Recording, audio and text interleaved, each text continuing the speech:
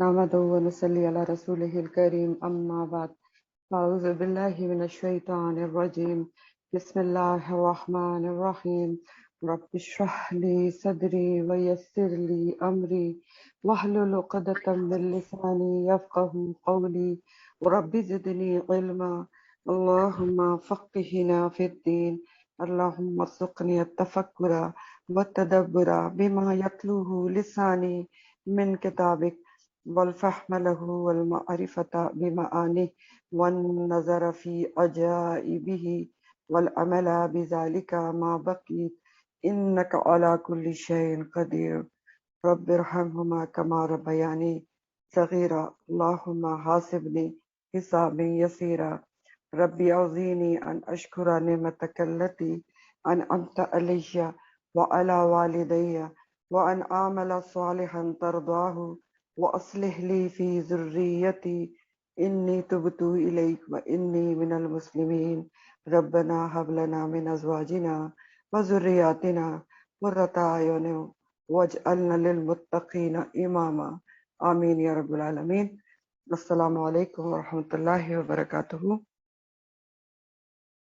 تفسیر سورہ البقرہ، سورۃ البقرہ، آیت نمبر 55 سے 55 آیت 55۔ وَإِذْ قُلْتُمْ يَا مُوسَىٰ، بنی اسرائیل کا ذکر کنٹینیو ہے، اور میں بار بار آپ کو ریمائنڈر دیتی ہوں کہ یہ بنی اسرائیل کا قصہ کہانی کے طور پہ نہیں بتایا جا رہا۔ بنی اسرائیل کے بارے میں اللہ سبحانہ تعالیٰ جو کچھ بھی فرما رہے ہیں ایک ایک آیت میں، وہ ہمارے لیے سبق ہے۔ ہمیں ہدایت اور تاکید اور نصیحت کی جا رہی ہے، جو انہوں نے کیا تھا وہ تم نہ کرنا، امت مسلمہ آپ وہ نہ کرنا۔ یہ ایک ایک آیت میں ہمارے لیے سبق ہے، یاد رکھیں، کیونکہ بعض دفعہ ایسا ہوتا ہے کہ انسان اس بات میں کھو جاتا ہے کہ شاید یہ مشرکین کا ذکر ہے، اور یہ شاید یہود کا ذکر ہے، اور یہ بنی اسرائیل کا ہے، تو ہمارا تو ہے نہیں، ہمارا ہی ذکر ہے۔ یہ ایک ایک چیز میں ہمیں اللہ سبحانہ تعالیٰ نصیحت کر رہے ہیں کہ دیکھو انہوں نے یہ کیا تھا، تم نہیں کرنا۔ کیوں؟ کیونکہ دیکھیں، یہ یاد رکھیں، بنی اسرائیل مسلم قوم تھی، ٹھیک ہے؟ وہ یہود وہ بعد میں بن گئے، یہ آپ کو ابھی بعد میں بات بھی آئے گی، جنرلی آپ کو بتا رہی ہوں۔ یہودی جو ان کا مذہب ہے وہ انہوں نے خود سے اختراع کیا، ایجاد کیا، تھے تو وہ بھی مسلمان قوم، اور اپنے وقت کی بہت عظیم قوم تھی۔ اللہ تعالیٰ نے ان کو چنا تھا، ایز اے مسلم قوم ہی چنا تھا۔ ان کے اوپر اتنی بڑی کتاب نازل کی گئی تھی، تورات، جو قرآن کے بعد بہت بڑی شریعت کی بک ہے، اور ان کے ذمے بھی ایک بہت عظیم کام لگایا گیا تھا۔ فضیلت کیا تھی؟ فضیلت سب سے بڑی تو یہی تھی کہ ان کو کتاب دی گئی تھی کہ وہ خود اس سے ہدایت حاصل کریں گے اور دوسروں کو بھی اس کتاب سے جوڑیں گے۔ اچھا، پھر اس کے بعد کیا ہوا؟ انہوں نے بہت غلطی پہ غلطی، نافرمانی پہ نافرمانی، جو آپ پڑھ رہے ہیں۔ تو اللہ سبحانہ تعالیٰ وہ ہمیں کیوں بتا رہے ہیں؟ کیونکہ اب یہ فضیلت ہمارے پاس ہے۔ آج کی فضیلت یافتہ قوم کون ہے؟ نبی کریم صلی اللہ علیہ وآلہ وسلم کی امت ہے، ہم ہیں، ٹھیک ہے؟ آخری نبی اور آخری زماں کی امت ہے، جس کو اللہ تعالیٰ نے کہا کنتم خیر امت، تم بہترین امت ہو۔ کیوں؟ کیونکہ تم یہی کام کرو گی، تمہیں آخری کتاب دی گئی، تمہارے پر تو زیادہ ذمہ داری ہے۔ اس آخری کتاب اور آخری رسول صلی اللہ علیہ وسلم کا مشن آپ نے آگے لے کے چلنا ہے، تو بہت باری ذمہ داری ہے آپ کے اوپر، تو آپ نے یہ کام کرنا ہی ہے، تب آپ اپنا بہترین امت کا ٹائٹل کو برقرار رکھ سکیں گے۔ تو دیکھیں کہ انہوں نے کیا کیا تھا جس کی وجہ سے ان کا ٹائٹل چھن گیا اور وہ غضب کا شکار ہو گئے، مغضوب علیہ ہو گئے۔ تو یہ ذہن میں بات رکھیں، یہ بنی اسرائیل کی کہانی نہیں ہے، یہ ہمارے لیے ہے کہ دیکھو ایک ایک آیت میں کہ ہمارے لیے کیا سبق ہے۔ آپ اپنے کام سے غافل نہ ہو، آپ اپنی کتاب سے غافل نہ ہو، آپ کو جس لیے پیدا کیا گیا وہ کام آپ ضرور کرتے رہیں ایز اے مسلم امہ۔ اور ہمارے ذمہ یہی کام ہے جو اگلی سورہ میں ہی آل عمران میں تفصیل سے آ جائے گا، لیکن میں نے آپ کو بتایا کہ اللہ سبحانہ تعالیٰ وہاں فرماتے ہیں کنتم خیر امت، بہترین امت ہو۔ کیوں؟ کیونکہ تم اٹھائی گئی ہو لوگوں کے لیے، اخرجت للناس، اور کیا کرو گی؟ لوگوں کو نیکی کی طرف بلاؤ گی اور برائی سے روکو گی۔ یہ ہے کام، کتاب کے ذریعے، قرآن کے ذریعے روکو گی، ٹھیک ہے؟ تو یہ ہے کام سارا جو کرنے کا ہے امت مسلمہ کو۔ تو اس لیے یہ ایک ایک آیت میں آپ سمجھ لیں کہ ہمارے لیے سبق ہے، اور یہ سمجھ کے اور یہ ذہن میں رکھ کے پڑھیں کہ ایک ایک آیت میں ہمیں بتایا جا رہا ہے کہ یہ انہوں نے کیا لیکن آپ نے نہیں کرنا، اسی لیے تو بتایا جا رہا ہے. ورنہ اللہ تعالیٰ قرآن میں کسی کی بلا وجہ تو نہیں کوئی بری صفات بیان کرتے ہیں. ٹھیک ہے، تو چل آیت نمبر 55 ہے. اور از جب قل کہا تم نے یا موسیٰ اے موسیٰ. کس نے کہا؟ اللہ سبحانہ تعالیٰ بنی اسرائیل سے ہی مخاطب ہیں کہ جب تم نے کہا تھا اے بنی اسرائیل، وہ وقت بھی یاد کرو جب تم نے کہا تھا اپنے نبی سے یا موسیٰ، اے موسیٰ. اپنے نبی کو تم نے پکارا تھا کہ اے موسیٰ، ان سے کہا لن ہرگز نہیں، نؤمنا ہم ایمان لائیں گے، لکا تیرے لیے، حتی یہاں تک کہ نرا ہم دیکھ لیں، اللہ تعالیٰ کو جہرتن سامنے سے، روبرو ظاہرن.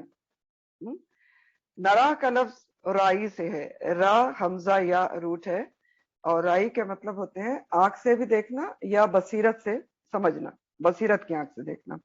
اور جہرتن کا جو ورڈ ہے وہ جہرا سے ہے، جیم ہیرا. ظاہرن کسی کام کو کرنا اونچی آواز سے یا ظاہرن، جیسے نماز بھی جو باجماعت ہوتی ہے اس میں بعض سری ہوتی ہیں جس میں تلاوت چھپا کے کی جاتی ہے، اور بعض جہری ہوتی ہیں جس میں بلند آواز سے تلاوت کی جاتی ہے. تو جہرتن. تو اب یہ کیا بات کی جا رہی ہے؟ کون سا واقعہ اللہ سبحانہ تعالیٰ بنی اسرائیل کو یاد دلا رہے ہیں؟ ان کی ایک اور سرکشی اور نافرمانی کا یاد دلا رہے ہیں کہ تمہاری اتنی سرکشی اور نافرمانی کے باوجود ساتھ ساتھ کیا ہوتا رہا کہ ہم تمہیں معاف بھی کرتے رہے اور تم پر نعمتیں بھی کرتے رہے.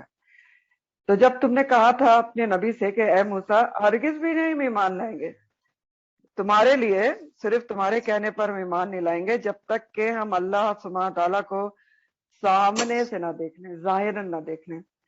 تو یہ اس سارے واقعے کے بعد ہوا جو انہوں نے موسیٰ علیہ السلام گئے کتاب لینے اور انہوں نے بچڑے کی پوجا شروع کر دی، اور پھر موسیٰ علیہ السلام نے آ کے ان کو ندامت دلائی اور ان کو سمجھایا بجھایا. تو انہوں نے معافی مانگی اور کفارہ بھی ادا کیا، اور اللہ سبحانہ تعالیٰ نے ان کو معاف کر دیا، جو آپ نے پچھلی دفعہ پڑھا تھا ثم عفونا عنکم من بعد ذلک لعلکم تشکرون. ٹھیک ہے، تو اب اس کے بعد کیا ہوا؟ اب فارغ ہو کے موسیٰ علیہ السلام نے جو کتاب لے کر آئے تھے تورات کوہ طور سے، وہ بنی اسرائیل کو پیش کی. تو تورات تختیوں کی شکل میں تھی، اس پر احکامات الہی لکھے ہوئے تھے. کہتے ہیں لکڑی کی تختیاں تھیں یا پتھر کی تختیاں تھیں، اس میں احکامات الہی لکھے ہوئے تھے. بعد میں اس کو کتابی شکل میں لایا گیا. تو جب موسیٰ علیہ السلام نے بنی اسرائیل کو کتاب پیش کی تو انہوں نے پھر حجت بازی کی اپنی نیچر کے، اپنی طبیعت کے مطابق. کہنے لگے ابھی اتنے بڑے واقعے سے معافی مانگی ہے، کفارہ دیا ہے، کہتے ہیں کہ ہم کیسے اعتبار کریں تم پر کہ اللہ تعالیٰ آپ سے ہم کلام ہوئے تھے اور اللہ تعالیٰ نے آپ سے بات کی اور یہ کتاب واقعی من جانب اللہ ہے، اللہ تعالیٰ نے آپ کو دی ہے. تو موسیٰ علیہ السلام تو پریشان ہو گئے کہ اب میں ان کو کس طرح کیا ثبوت پیش کروں، کیسے بتاؤں. تو انہوں نے اللہ کے حضور دعا کی. تو اس پر اللہ سبحانہ تعالیٰ نے ان سے یہ فرمایا کہ تم اپنی قوم کے موسیٰ 70 سرداروں کو منتخب کر کے ان کو کوہ طور پر لے کر آؤ، 70 سرداروں کو. تو اس واقعے کا ذکر تفصیل سے آپ سورہ الاعراف میں پڑھیں گے. 70 منتخب سرداروں کو لے کر کوہ طور پر آؤ، اور میں وہ آواز کلام الہی وہ سن لیں گے. تو موسیٰ علیہ السلام نے اپنی قوم کے 70 سرداروں کو منتخب کیا اور ان کو لے کر کوہ طور کی طرف چلے. اب وہاں پر پہنچ کے ان 70 سرداروں نے کلام الہی اپنے کانوں سے سنا. اللہ تعالیٰ نے اسی طرح موسیٰ علیہ السلام سے کلام فرمائے، پردے سے آواز یعنی سنی، باقاعدہ ہوش و حواس سنی، کلیئر کٹ سنی، لیکن پھر بھی انہوں نے اعتراض اٹھایا. وہی حجت بازی کہ پردے میں سننے کا ہمیں اعتبار نہیں ہے، ہم تو اس طرح تمہارے پہ اعتبار نہیں لائیں گے جب تک ہم اللہ سبحانہ تعالیٰ کو سامنے سے دیکھ نہ لیں. تمہاری بات پر اور سنی سنائی بات پر ہم جو ہے اعتبار نہیں کر سکتے. تو سوچیں، لن نؤمن لکا، نہیں ہم ہرگز ایمان لائیں گے یا موسیٰ، حتیٰ یہاں تک کہ نرا ہم دیکھ لیں اللہ سبحانہ تعالیٰ کو جہرتن، سامنے سامنے نہ دیکھ لیں. تو اب یہ جو ان کی حجت تھی، یہ جو ان کا اعتراض تھا، آپ سوچیں کس قدر بڑی گستاخی تھی. یہ مطالبہ کتنا سرکشی اور جہالت پر مبنی تھا. تو ان کے اس مطالبے پر اب سوچ کے دیکھیں نا, اللہ تعالیٰ نہ چاہتے تو کہ ان کو آواز سنواتے تو نہ سنواتے, کیا فرق پڑتا تھا؟ ان کو نبی کی بات پہ اعتبار کرنا چاہیے تھا. اللہ کے رسول ان سے کہہ رہے ہیں کہ ہم کتاب لے کر آئیں, وہ آگے سے کہہ رہے ہیں ہم نہیں مانتے. تو اس کے باوجود بھی اللہ تعالیٰ نے مانا اور کہا کہ چلو میں آواز سنواتا ہوں. لیکن آواز پہ بھی اکتفا نہیں ہے, کہہ رہے ہیں ہم نے سامنے سے دیکھنا ہے. نر اللہ جہرتن, تو انتہائی گستاخانہ اور سرکشی کا یہ مطالبہ تھا. تو اس مطالبے پر کیا ہوا کہ سزا کے طور پر ان کے اوپر بجلی گری, بسم کر دینے والی بجلی زوردار آواز کے ساتھ, اور آن کی آن میں ان کو بسم کر دیا. فَأَخَذَتْكُمُ الصَّاعِقَةُ, تو پکڑ لیا تم کو الصَّاعِقَہ, بجلی کی کڑک نے. صاعقہ آپ کو پتا ہے کون سی بجلی ہوتی ہے؟ جو چمکتی بھی ہے, گرجتی بھی ہے, اور گر کے بھسم بھی کر دیتی ہے. تو فَأَخَذَتْكُمْ, پھر پکڑ لیا تم کو الصَّاعِقَہ, بجلی نے, وَأَنْتُمْ تَنْظُرُونَ, اور تم دیکھ رہے تھے. بجلی گری سامنے سامنے, اس نے کچھ لوگوں کو پہلے کو ختم کیا, پیچھے والے دیکھ رہے تھے, اور آنن فانن پھر سارے لوگ ختم ہو گئے. وَأَنْتُمْ تَنْظُرُونَ, سامنے سامنے دیکھتے دیکھتے بجلی چمکی, گری, اور گر کر انہیں ختم کر دیا. وَأَنْتُمْ تَنْظُرُونَ ثُمَّ بَعَثْنَاكُمْ, پھر اٹھایا ہم نے تم کو, من بعد موتکم, تمہاری موت کے بعد. باسا کا لفظ ہوتا ہے نا, باسناکم کا روٹ باسا ہے. باسا کے معنی ہوتے ہیں اٹھا کھڑا کرنا. بے عزت اور مبوس کرنا انبیاء کا بھی اسی ورڈ سے ہوتا ہے نا, باسا. اور باسا کے دوسرے معنی ہوتے ہیں دوبارہ زندہ کرنا. وہ جو دوسری زندگی اللہ تعالیٰ دیں گے روز قیامت, اس کو بھی باس کہا جاتا ہے. باس, بادل, موت کا لفظ استعمال ہوتا ہے نا. تو اللہ سبحانہ تعالیٰ نے پھر کیا کیا, وہ تو سارے مر گئے. ثم باسناکم من بعد موتکم, پھر اس نے اٹھایا تم کو تمہاری موت کے بعد. لعلکم تشکرون, تاکہ تم شکر ادا کرو. اب کیا ہوا, 70 قوم کے سردار, چنے ہوئے سردار ختم ہو گئے. کوہ طور پر موسیٰ ان کو لے کر آئے میں اکیلے. اب جن کو لے کر آئے تھے سب کے سب ختم ہو گئے. تو موسیٰ علیہ السلام تو سخت پریشان ہو گئے. انہوں نے کہا کہ میں اکیلا واپس گیا, یہ 70 چنے ہوئے سردار ختم ہو گئے, میں کیسے قوم کو کیا جواب دوں گا؟ وہ تو پہلے ہی میری باتوں کا یقین نہیں کرتے, اب میں کیسے بتاؤں گا کہ یہ کیسے مر گئے, سزا ہوئی تھی یا کیا ہوئی تھی؟ تو اسی پریشانی کے عالم میں وہ اللہ سبحانہ تعالیٰ سے دعا کرتے ہیں. اور ان کی یہ جو دعا ہے وہ سورہ الاعراف آیت نمبر 155 میں آتی ہے. الاعراف 155 ترجمہ میں آپ کو سنا رہی ہوں. وہ کہتے ہیں کہ اے اللہ, اگر تیری یہی مشیت تھی, یعنی یہی مشیت تھی کہ ان کو تو نے ختم کرنا تھا نافرمانی پہ, تو تو پہلے بھی انہیں ختم کر سکتا تھا اور مجھے بھی ہلاک کر سکتا تھا. پہلے کب؟ جب بچڑے کی پوجا کی تھی, اتنا بڑا شرک کیا تھا, تو پہلے بھی ایسا کر سکتا تھا. لیکن کیا آج تو ان بیوقوف لوگوں کی بات پر, سفیہ لوگوں کی بات پر تو انہیں ہلاک کر دے گا؟ تو بے شک یہ تو تیری آزمائش ہے, تو ہی ہمارا مولا ہے, بس ہمیں بخش دے, ہم پر رحم کر, اور تو بے شک بہترین بخشنے والا ہے. یہ ترجمہ ہے الاعراف 155 کا. تو موسیٰ علیہ السلام کی دعا اللہ سبحانہ تعالیٰ نے قبول کی, اور اللہ تعالیٰ نے ان کی قوم کے ان 70 سرداروں کو مرنے کے بعد دوبارہ زندگی دے دی. ثم بعثناکم من بعد موتکم, باقاعدہ مر گئے تھے, کوئی نیند میں نہیں تھے. تو کتنا بڑا احسان تھا اللہ سبحانہ تعالیٰ کا کہ 70 سرداروں کو دوبارہ زندگی دے دی, اٹھا کر کھڑا کر دیا. اور وجہ اللہ تعالیٰ یہ بتا رہے ہیں کہ ثم بعثناکم من بعد موتکم, کیوں؟ لعلکم تشکرون, تاکہ اللہ کی شکر گزار ہو. تم شکر گزار کیسے ہو؟ کہ زندہ ہو جاؤ, پھر جا کے اپنے لوگوں میں بتاؤ, تصدیق کرو کہ موسیٰ سچے نبی ہیں, اللہ سے ہم کلام ہوتے ہیں, اور جو کتاب لے کر آئے وہ بھی سچی ہے, اور اس پر عمل کرو, لوگوں سے کرواؤ, دل زبان اور اعضاء سے شکر گزاری کرو اللہ سبحانہ تعالیٰ کی. تو اللہ تعالیٰ نے ان کو زندگی دی. اتنا بڑا احسان یہ اللہ تعالیٰ یاد دلانے, اتنی بڑی سرکشی کی, اس کے پر سزا ملی, لیکن پھر اللہ تعالیٰ نے احسان کیا کہ زندہ کر دیا. لیکن کیوں؟ لعلکم تشکرون, تاکہ تم شکر گزاری کرو, جا کے بتاؤ کتاب سچی, اس پر عمل کرو. تو اب سوچیں کہ بنی اسرائیل کے ان 70 سرداروں کو ختم کرنے کی وجوہات کیا تھی؟ نمبر 1 وجہ یہ تھی کہ انہوں نے اپنے نبی کی بات پر اعتبار نہیں کر رہے تھے، نبی کی بات پر اعتبار نہیں کر رہے تھے. نبی پتا تھا اللہ کے رسول ہیں، نکال کر لائے تھے ان کو اتنی مشکلوں سے، فرعون جیسے جابر انسان کے سامنے رسالت پیش کی تھی، بنی اسرائیل کو ساتھ لے جانے کا مطالبہ کیا تھا، سب پتا تھا، لیکن پھر بھی سرکشی کی انتہا ہے کہ نبی کی بات پر اعتبار نہیں کر رہے ہیں. تو اس میں کچھ ہمارے لیے بھی سبق ہوتا ہے کہ آج کل کچھ ایسی باتیں آپ کبھی سنتے ہیں کہ سنتی تو ہے اور حدیثی تو ہے اور اس کا کیا اعتبار ہے، تو یہ سب باتیں بھی یہ پھر اچھی نہیں ہوتی، کیونکہ جو سنت رسول صلی اللہ علیہ وآلہ وسلم ہے وہ ایکولی امپورٹنٹ ہے جتنا قرآن امپورٹنٹ ہے، اور کیونکہ آپ قرآن پر عمل ہی نہیں کر سکتے اگر آپ سنت کے طریقے کو نہ لیں.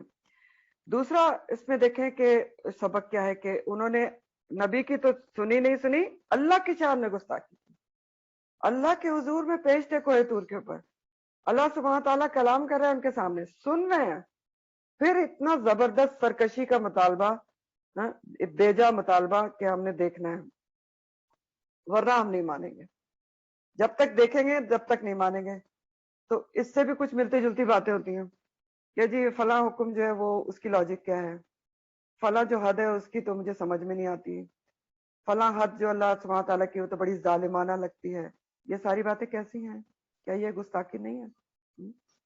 تو یہ جو ساری باتیں ہیں، اللہ سبحانہ تعالیٰ کے کسی بھی حکم کے اوپر اس طرح کی بات کرنا کہ یہ میری عقل میں نہیں آتا اور مجھے سمجھ میں نہیں آتا اور مجھے اس کی لاجک نہیں سمجھ میں آتی، یا فلاں حد ظالمانہ ہے، تو یہ سب بھی چیزیں کیا ہیں؟ جرم ہے نا، گناہ ہے جس پر پکڑ ہو سکتی ہے، آ سکتی ہے.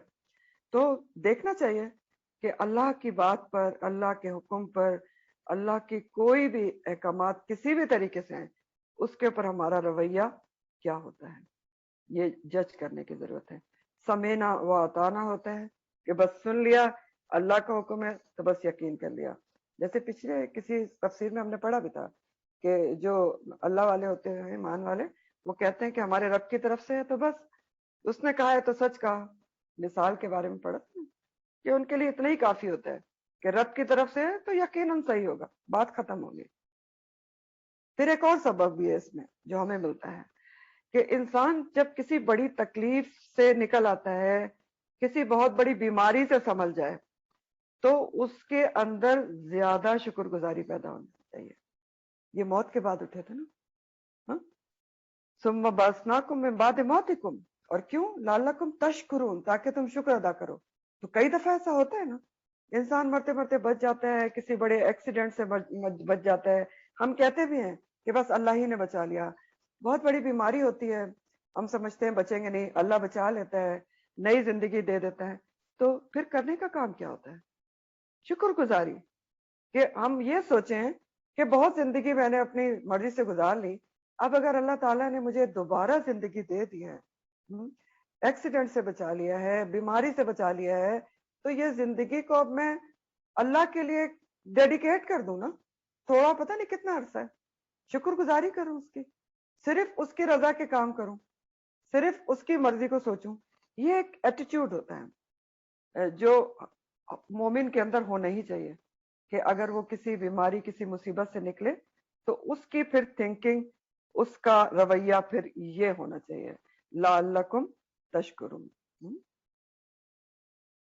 تو ایک ان کی گستاخی، اور پھر ایک اللہ سبحانہ تعالیٰ کا اتنا بڑا احسان اللہ سبحانہ تعالیٰ یاد دلا رہے بنی اسرائیل کو کہ تم نے اتنی بڑی گستاخی کی اور میں نے کیا کیا کہ تم کو پھر اٹھا کر کھڑا کر دیا تمہاری موت کے بعد. ایک اور احسان، وَظَلَّلْنَا، اور سایہ کیا ہم نے علیکم تم پر، الغمامہ بادلوں کا، وَأَنزَلْنَا، اور نازل کیا ہم نے علیکم تم پر، المن والسلوى، من و سلوہ نازل کیا. مزید احسانات کا ذکر اللہ سبحانہ تعالیٰ کی نعمتیں یاد دلائی جا رہی ہیں، اور یہ اب جن دو نعمتوں کا ذکر ہو رہا ہے یہ کہاں پر بنی اسرائیل پہ ہوئی تھی؟ وادی تیہ میں ہوئی تھی. تھوڑا سا یاد کر لیں کہ یہ نکلے مصر سے، ایجپٹ سے، بحر کلزم پار کیا، سمندر پھٹا، فلسطین کے میں جانے کا ان کو حکم دیا گیا تھا. لیکن انہوں نے جہاد کرنے سے انکار کر دیا، تو ان کو بطور سزا ڈیزرٹ آف سینائی، صحرائے سینا میں روک دیا گیا 40 سال کے لیے. اور اس میں ایک چھوٹی سی وادی تھی جو وادی التیہ، تو جہاں پر ان کو روکا گیا تھا 40 سال وہاں رکھا گیا تھا، کیونکہ انہوں نے جہاز سے انکار کر دیا تھا فلسطین میں داخل ہونے کے لیے. لیکن آپ دیکھیں کہ بطور سزا روکا گیا تھا وادی التیہ میں، لیکن اس کے باوجود اللہ تعالیٰ وہاں بھی ان پر احسان کر رہے ہیں. اس سزا کے دوران بھی وَظَلَّلْنَا عَلَيْكُمُ الْغَمَامَ، سایہ کیا ہم نے تم پر بادلوں کا. اچھا، اس میں ذللنا جو ہے وہ ذل سے ہے، ذل سائے کو کہتے ہیں، زوئے لام لام. اور غمامہ بادل آپ کو سنگل نظر آ رہا ہے، سنگولر، لیکن یہ ورڈ کیسا ہے جیسے اسم جنس کہتے ہیں، اس کو لکھ لیجئے گا، جو سنگل اور پلورل دونوں کے لیے استعمال ہوتے ہیں اور مذکر مؤنث سب کے لیے استعمال ہوتے ہیں. جیسے انگلش میں بھی آپ فش یا کچھ اس طرح کے الفاظ استعمال کرتے ہیں. تو غمامہ کا روٹ غم ہے، اور ایسے بادل کو کہتے ہیں غین میم میم، جو تہ بتہ ہو کر تھک ہو جائے اور سورج کی روشنی نیچے نہ آنے دے. تو اتنا بڑا احسان تھا، ڈیزرٹ میں تھے. آپ سوچیں کہ اگر اللہ تعالیٰ نے طویل مدت تک ان پر بادلوں کا سایہ رکھا، موسٹ آف دا ٹائم ان پر بادل چھائے رہتے تھے، اگر نہ اللہ تعالیٰ دھوپ ان کے اوپر بادلوں کا سایہ رکھتے تو صحرا ریت کتنی جلدی گرم ہوتی ہے. کہتے ہیں ان کے پاس کچھ وہ تھے، خیمے تھے جو ساتھ لے کر آئے تھے، وہ وقت کے ساتھ پھٹ گئے. اب وادی التیہ میں سے ان کو نکلنا نہیں تھا، کیونکہ وہاں پر یہ محصور تھے نا بطور سزا. تو اب کیا کرتے، یہ تو دھوپ کی شدت سے تباہ برباد ہو جاتے. لیکن اللہ نے ان کے اوپر کیا کیا، ایک اور احسان، وَظَلَّلْنَا عَلَيْكُمُ الْغَمَامَ، بادلوں کا سایہ اللہ تعالیٰ ان کے اوپر رکھتے تھے.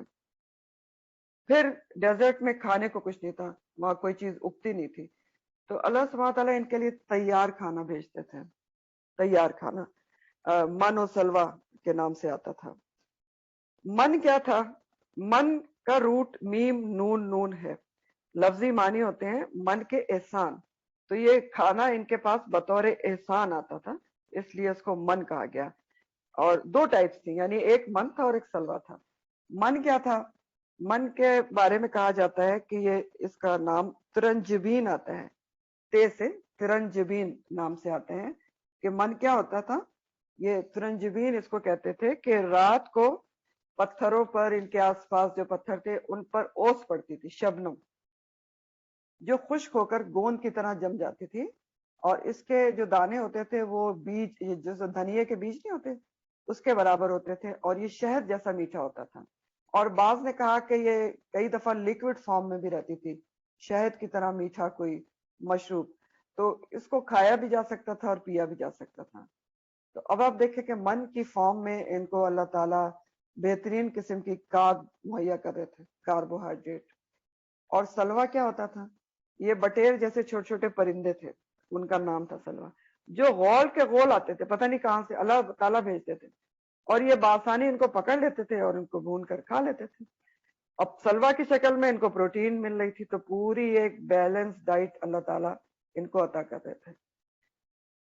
یہ جو من ہے، اس کے بارے میں ایک مسلم اور بخاری کی حدیث ہے، اس کا مفہوم ہے من کے بارے میں، کہ نبی کریم صلی اللہ علیہ وآلہ وسلم نے فرمایا کہ کھمبی یعنی مشروم من کی قسم میں سے ہے. کیا فرمایا آپ نے؟ مشروم جو ہے وہ من کی قسم میں سے ہے. تو ایسا کیوں کہا آپ نے؟ کیونکہ جو کھمبی یا مشروم ہوتی ہے یہ بھی خود بخود اگتی ہے، آپ کو پتا ہے نا. اس کو نہ آپ بوئیں، کچھ بھی نہ کریں، تو یہ خود بخود ہی جنگلوں میں اگی ہوتی ہے. تو یہ بھی ایک طرح کا من ہوتی ہے نا کہ خود بخود اگاتی ہے، اور آپ کتنے ذوق و شوق سے آپ اس کو کھاتے ہیں. تو آج بھی من کے فارم میں کھمبی آپ کے پاس موجود ہے. تو من و سلوہ اللہ تعالیٰ ان پر اتارتے تھے، اور یہ احسان ان پر اس لیے کیا تھا کہ وہ سکون سے دین کی تعلیم حاصل کریں، اپنے آپ کو سدھاریں. غلامی سے نکل کے آئے تھے، ان کی پوری نفسیات بگڑی ہوئی تھی، بزدلی ان کے اندر آئی ہوئی تھی، جہاد سے انکار کر چکے تھے. تو ابھی تھوڑے سے دن میں 40 دن میں بچڑے کی پوجا شروع کر دی. تو اب ان کو کتاب ملی تھی. ان کے درمیان 2 انبیاء موجود تھے ایٹ اے ٹائم، موسیٰ علیہ السلام اور ان کے بھائی ہارون علیہ السلام. تو ان کو کھانے پینے کی فکر سے آزاد کیا گیا تھا کہ آپ آرام سے دین کی تعلیم حاصل کریں، اپنے آپ کو سدھاریں، کتاب کا علم حاصل کریں، کیونکہ آگے آپ کو، آپ کی نسلوں کو یہ کام کرنا ہے کہ کتاب کو آگے پہنچانا ہے. تو من و سلوہ اللہ تعالیٰ ان کا اوپر اتارتے تھے بطور احسان. اور ان سے کہا گیا تھا کہ کلو کھاؤ من طیباتی ما رزقناکم. کلو پہلے بھی آپ پڑھ چکے ہیں, اکل سے ہوتا ہے کھانا, کھانا کھانے کے لیے لفظ استعمال ہوتا ہے. من طیباتی پاکیزہ چیزوں میں سے, ما رزقناکم جو کچھ بھی رزق دیا ہے ہم نے تم کو اس میں سے کھاؤ. یہ نصیحت کی گئی تھی. اچھا طیبات کیا ہوتی ہیں, طیب چیزیں کیا ہوتی ہیں, کیونکہ ہمیں بھی تو طیبات کھانے کا ہی حکم ہے نا, کلو من الطیبات کا حکم ہے. تو طیب کیا ہوتا ہے, تو یا بے اس کا روٹ ہے. اور طیب ایسی غذا کو, ایسی چیز کو کہتے ہیں جو نمبر 1 حلال ہو, حلال چیز, خوشگوار ہو, تازہ ہو, خوشبودار ہو, اور باسی گلی سڑی نہ ہو, کھانے میں بھی اچھی ہو, دیکھنے میں بھی اچھی ہو. تو یہ ساری چیزیں طیب میں آتی ہیں. اور حلال کا جہاں تک تعلق ہے, حلال میں 2 پوائنٹس ہوتے ہیں کہ چیز خود بھی حلال ہو اور اس کو حاصل کرنے کا طریقہ بھی حلال ہو. یعنی چیز اپنی ذات میں بھی حلال ہو اور کسب یعنی کمانے کا سوری جو اس کے کمانے کا طریقہ ہے وہ بھی حلال ہو. اس کی مثال آپ ایسے لیں, جیسے مرغی جو ہوتی ہے وہ حلال ہے, ٹھیک ہے, لیکن اگر چوری کی مرغی ہوگی تو وہ حلال نہیں رہے گی نا. تو بہرحال طیب کو میں نے آپ کو ایکسپلین کر دیا, کیونکہ طیب ہمارے لیے بھی یہی حکم ہے کہ کلو من الطیبات ما رزقناکم, حلال پاکیزہ صاف ستھری تازی چیزیں کھانی چاہیے, اور جو ذات میں بھی حلال ہو اور کسب بھی حلال ہو, کمانے کا طریقہ بھی حلال ہونا چاہیے. تو بنی اسرائیل کے اوپر من و سلوہ آتا تھا, اور اللہ سبحانہ تعالیٰ نے ان کو یہ ہدایت کی تھی کہ کلو من الطیبات ما رزقناکم, کہ کھاؤ پاکیزہ چیزوں میں سے. یعنی اس میں یہ بتایا جا رہا ہے, اس میرے تفاسیر میں یہ ریزن لکھا ہے کہ ان کو یہ کہا گیا تھا کہ یہ جو من و سلوہ ہے یہ روز کے روز آئے گا تمہارے پاس, تو روز کے روز اس کو کھانا, ذخیرہ نہ کرنا, کیونکہ ذخیرہ کرو گے تو گل سڑ جائے گا. کیونکہ ظاہر ہے اس زمانے میں کوئی فریج تو نہیں ہوتے تھے اور ڈیزرٹ تھا, تو یہ کہا گیا تھا کہ اس کو ذخیرہ نہ کرنا, روز کے روز آئے گا. اور ایسی نصیحت اس لیے بھی کی گئی تھی کہ ان کو اللہ کے اوپر توکل سکھایا جائے, کہ اللہ پر توکل کرنا کیا ہوتا ہے, کہ آپ توکل کریں, اللہ تعالیٰ نے کہہ دیا تو آئے گا روز. اور جہاں تک اللہ پر توکل کی بات ہے نا, یہ بہت بڑی چیز ہوتی ہے کہ انسان اللہ پر ایسا توکل کرے کہ آج اس نے دے دیا ہے تو کل کے لیے وہ ذخیرہ نہ کرے, اور کل یہ سمجھے کہ کل بھی مجھے اللہ ہی دے گا جس نے آج دے دیا. اس کے بارے میں بڑی خوبصورت حدیث کا مفہوم ہے جو حضرت عمر بن خطاب رضی اللہ تعالیٰ عنہ سے مروی ہے, کہ انہوں نے کہا کہ نبی کریم صلی اللہ علیہ وسلم نے ان کو ایک دن توکل کا مطلب بتایا. تو کیسے بتایا, انہوں نے کہا کہ توکل تم پرندوں سے سیکھو, کہ صبح وہ اس اللہ پر توکل کے ساتھ اپنے گھونسلے سے نکلتے ہیں کہ اللہ تعالیٰ ان کا پیٹ بھرے گا, اور شام کو پیٹ بھر کر ہی واپس آتے ہیں. یہ ہوتا ہے اللہ پر توکل, اور کتنی خوبصورت حدیث ہے. تو بہرحال ان کو کہا گیا تھا کہ تمہارے پر روز من و سلوہ اترے گا تو آپ اس کو جمع نہ کریں, ذخیرہ نہ کریں, توکل سکھانے کے لیے. لیکن انہوں نے اس نصیحت کو بھی پس پش ڈال دیا جو ان کی عادت تھی. انہوں نے کیا کیا کہ لالچ اور ہرس میں آ کر ذخیرہ کرنا شروع کر دیا. اب کیا ظاہر ہے پرندے ذخیرہ کریں گے وہ گل سڑ جاتے تھے, ضائع ہوتا تھا کھانا, اور پھر اللہ کی نافرمانی الگ کی. ظاہر اللہ کے حکم کو انہوں نے ڈینائی کیا تو نافرمانی کی. تو اللہ سبحانہ تعالیٰ فرما رہے وما ظلمونا, اور نہیں ظلم کیا انہوں نے ہمارے اوپر, ہم پر ظلم نہیں کیا انہوں نے بنی اسرائیل نے, ولیکن لیکن کانو تھے وہ انفسہم اپنے نفسوں پر, اپنی جانوں پر یظلمون وہ ظلم کرتے تھے. تو یہ کیا بات کہی جا رہی ہے, اللہ تعالیٰ کہہ رہے ہیں کہ انہوں نے ہماری نافرمانی کی تو کوئی ہم پر ظلم تھوڑی کیا, اپنی جانوں پر ظلم کیا. کیسے, کیونکہ دیکھیں ذخیرہ اندوزی کر کے نا, اللہ کے حکم کو ڈینائی کر کے. انسان جب اللہ کے حکم کی نافرمانی کرتا ہے تو کس پر ظلم کرتا ہے, اپنی ذات پر ظلم کرتا ہے نا. ظلم کیا ہوتا ہے, کسی کے حق میں کمی کرنا.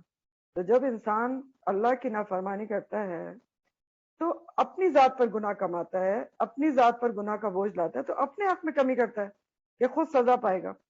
اور انہوں نے صرف یہی نافرمانی نہیں کی تھی, انہوں نے اور بھی بہت ساری نافرمانیاں کی تھی جیسے آپ پڑھتے ہی چلے آ رہے ہیں، اور کھانے کے بارے میں بھی کی تھی. تھوڑے ہی دنوں بعد انہوں نے فرمائش کر دی کہ ہم تو ابھی آپ آگے پڑھیں گے، بیزار ہو چکے ہیں روزانہ ایک ہی چیز کھا کر مانو سلوا، تو ہمیں تو اور بھی چیزیں چاہیے، کوئی سبزیاں ترکاریاں، کوئی دال، کوئی آلو پیاز، یہ سب ہمیں چاہیے. تو یہ سب، لیکن بہرحال دیکھیں یہاں پر بھی ان آیات سے بھی، یہ جو ابھی تک ہم نے پڑھی ہیں، اس سے ہمیں دو تین بہت اہم اسباق ملتے ہیں. یہ جو آپ نے ابھی دو تین پڑھی ہیں اسی سے میں آپ کو بتا رہی ہوں کہ اس سے بھی ہمیں، یا اس سے بھی بلکہ وَظَلَّلْنَا عَلَيْكُمُ الْغَمَامَ، اور ان چیزوں سے نمبر 1 تو یہ پتا چلتا ہے کہ اللہ سبحانہ تعالیٰ چاہے تو انسان کو ایسے ایسے طریقوں سے مدد کر سکتا ہے کہ جس کا ظاہری اسباب کچھ بھی نہ ہو. یعنی آپ کو سامنے سے کچھ نظر ہی نہ آ رہا ہو کہ ایسے بھی میری مدد آ سکتی ہے، لیکن مدد آ جائے، تو اللہ سبحانہ تعالیٰ کے لیے کچھ بھی نہیں ہے.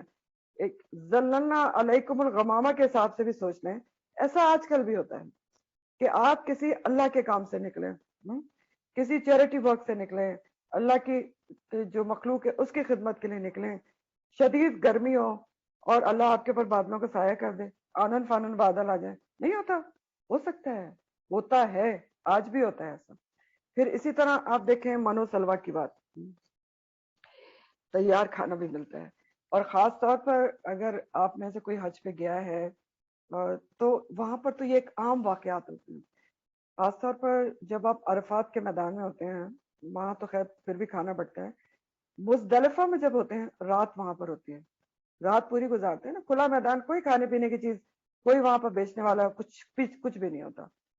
صرف بہت ہی ایک سمجھ لیں کچھ پرسنٹ، 2%، 3% لوگ ہوتے ہیں جو ہائی کلاس پیکج سے دیے گئے ہوئے ہوتے ہیں، تو ان کو ان کے جو منتظم ہوتے ہیں وہ کھانا دیتے ہیں. ادروائز عام پبلک کو اس رات اگر ان کے پاس کچھ نہ ہو تو کھانا کہیں سے آتا نہیں ہے، اپنے ساتھ آپ کو کچھ نہ کچھ رکھنا پڑتا ہے.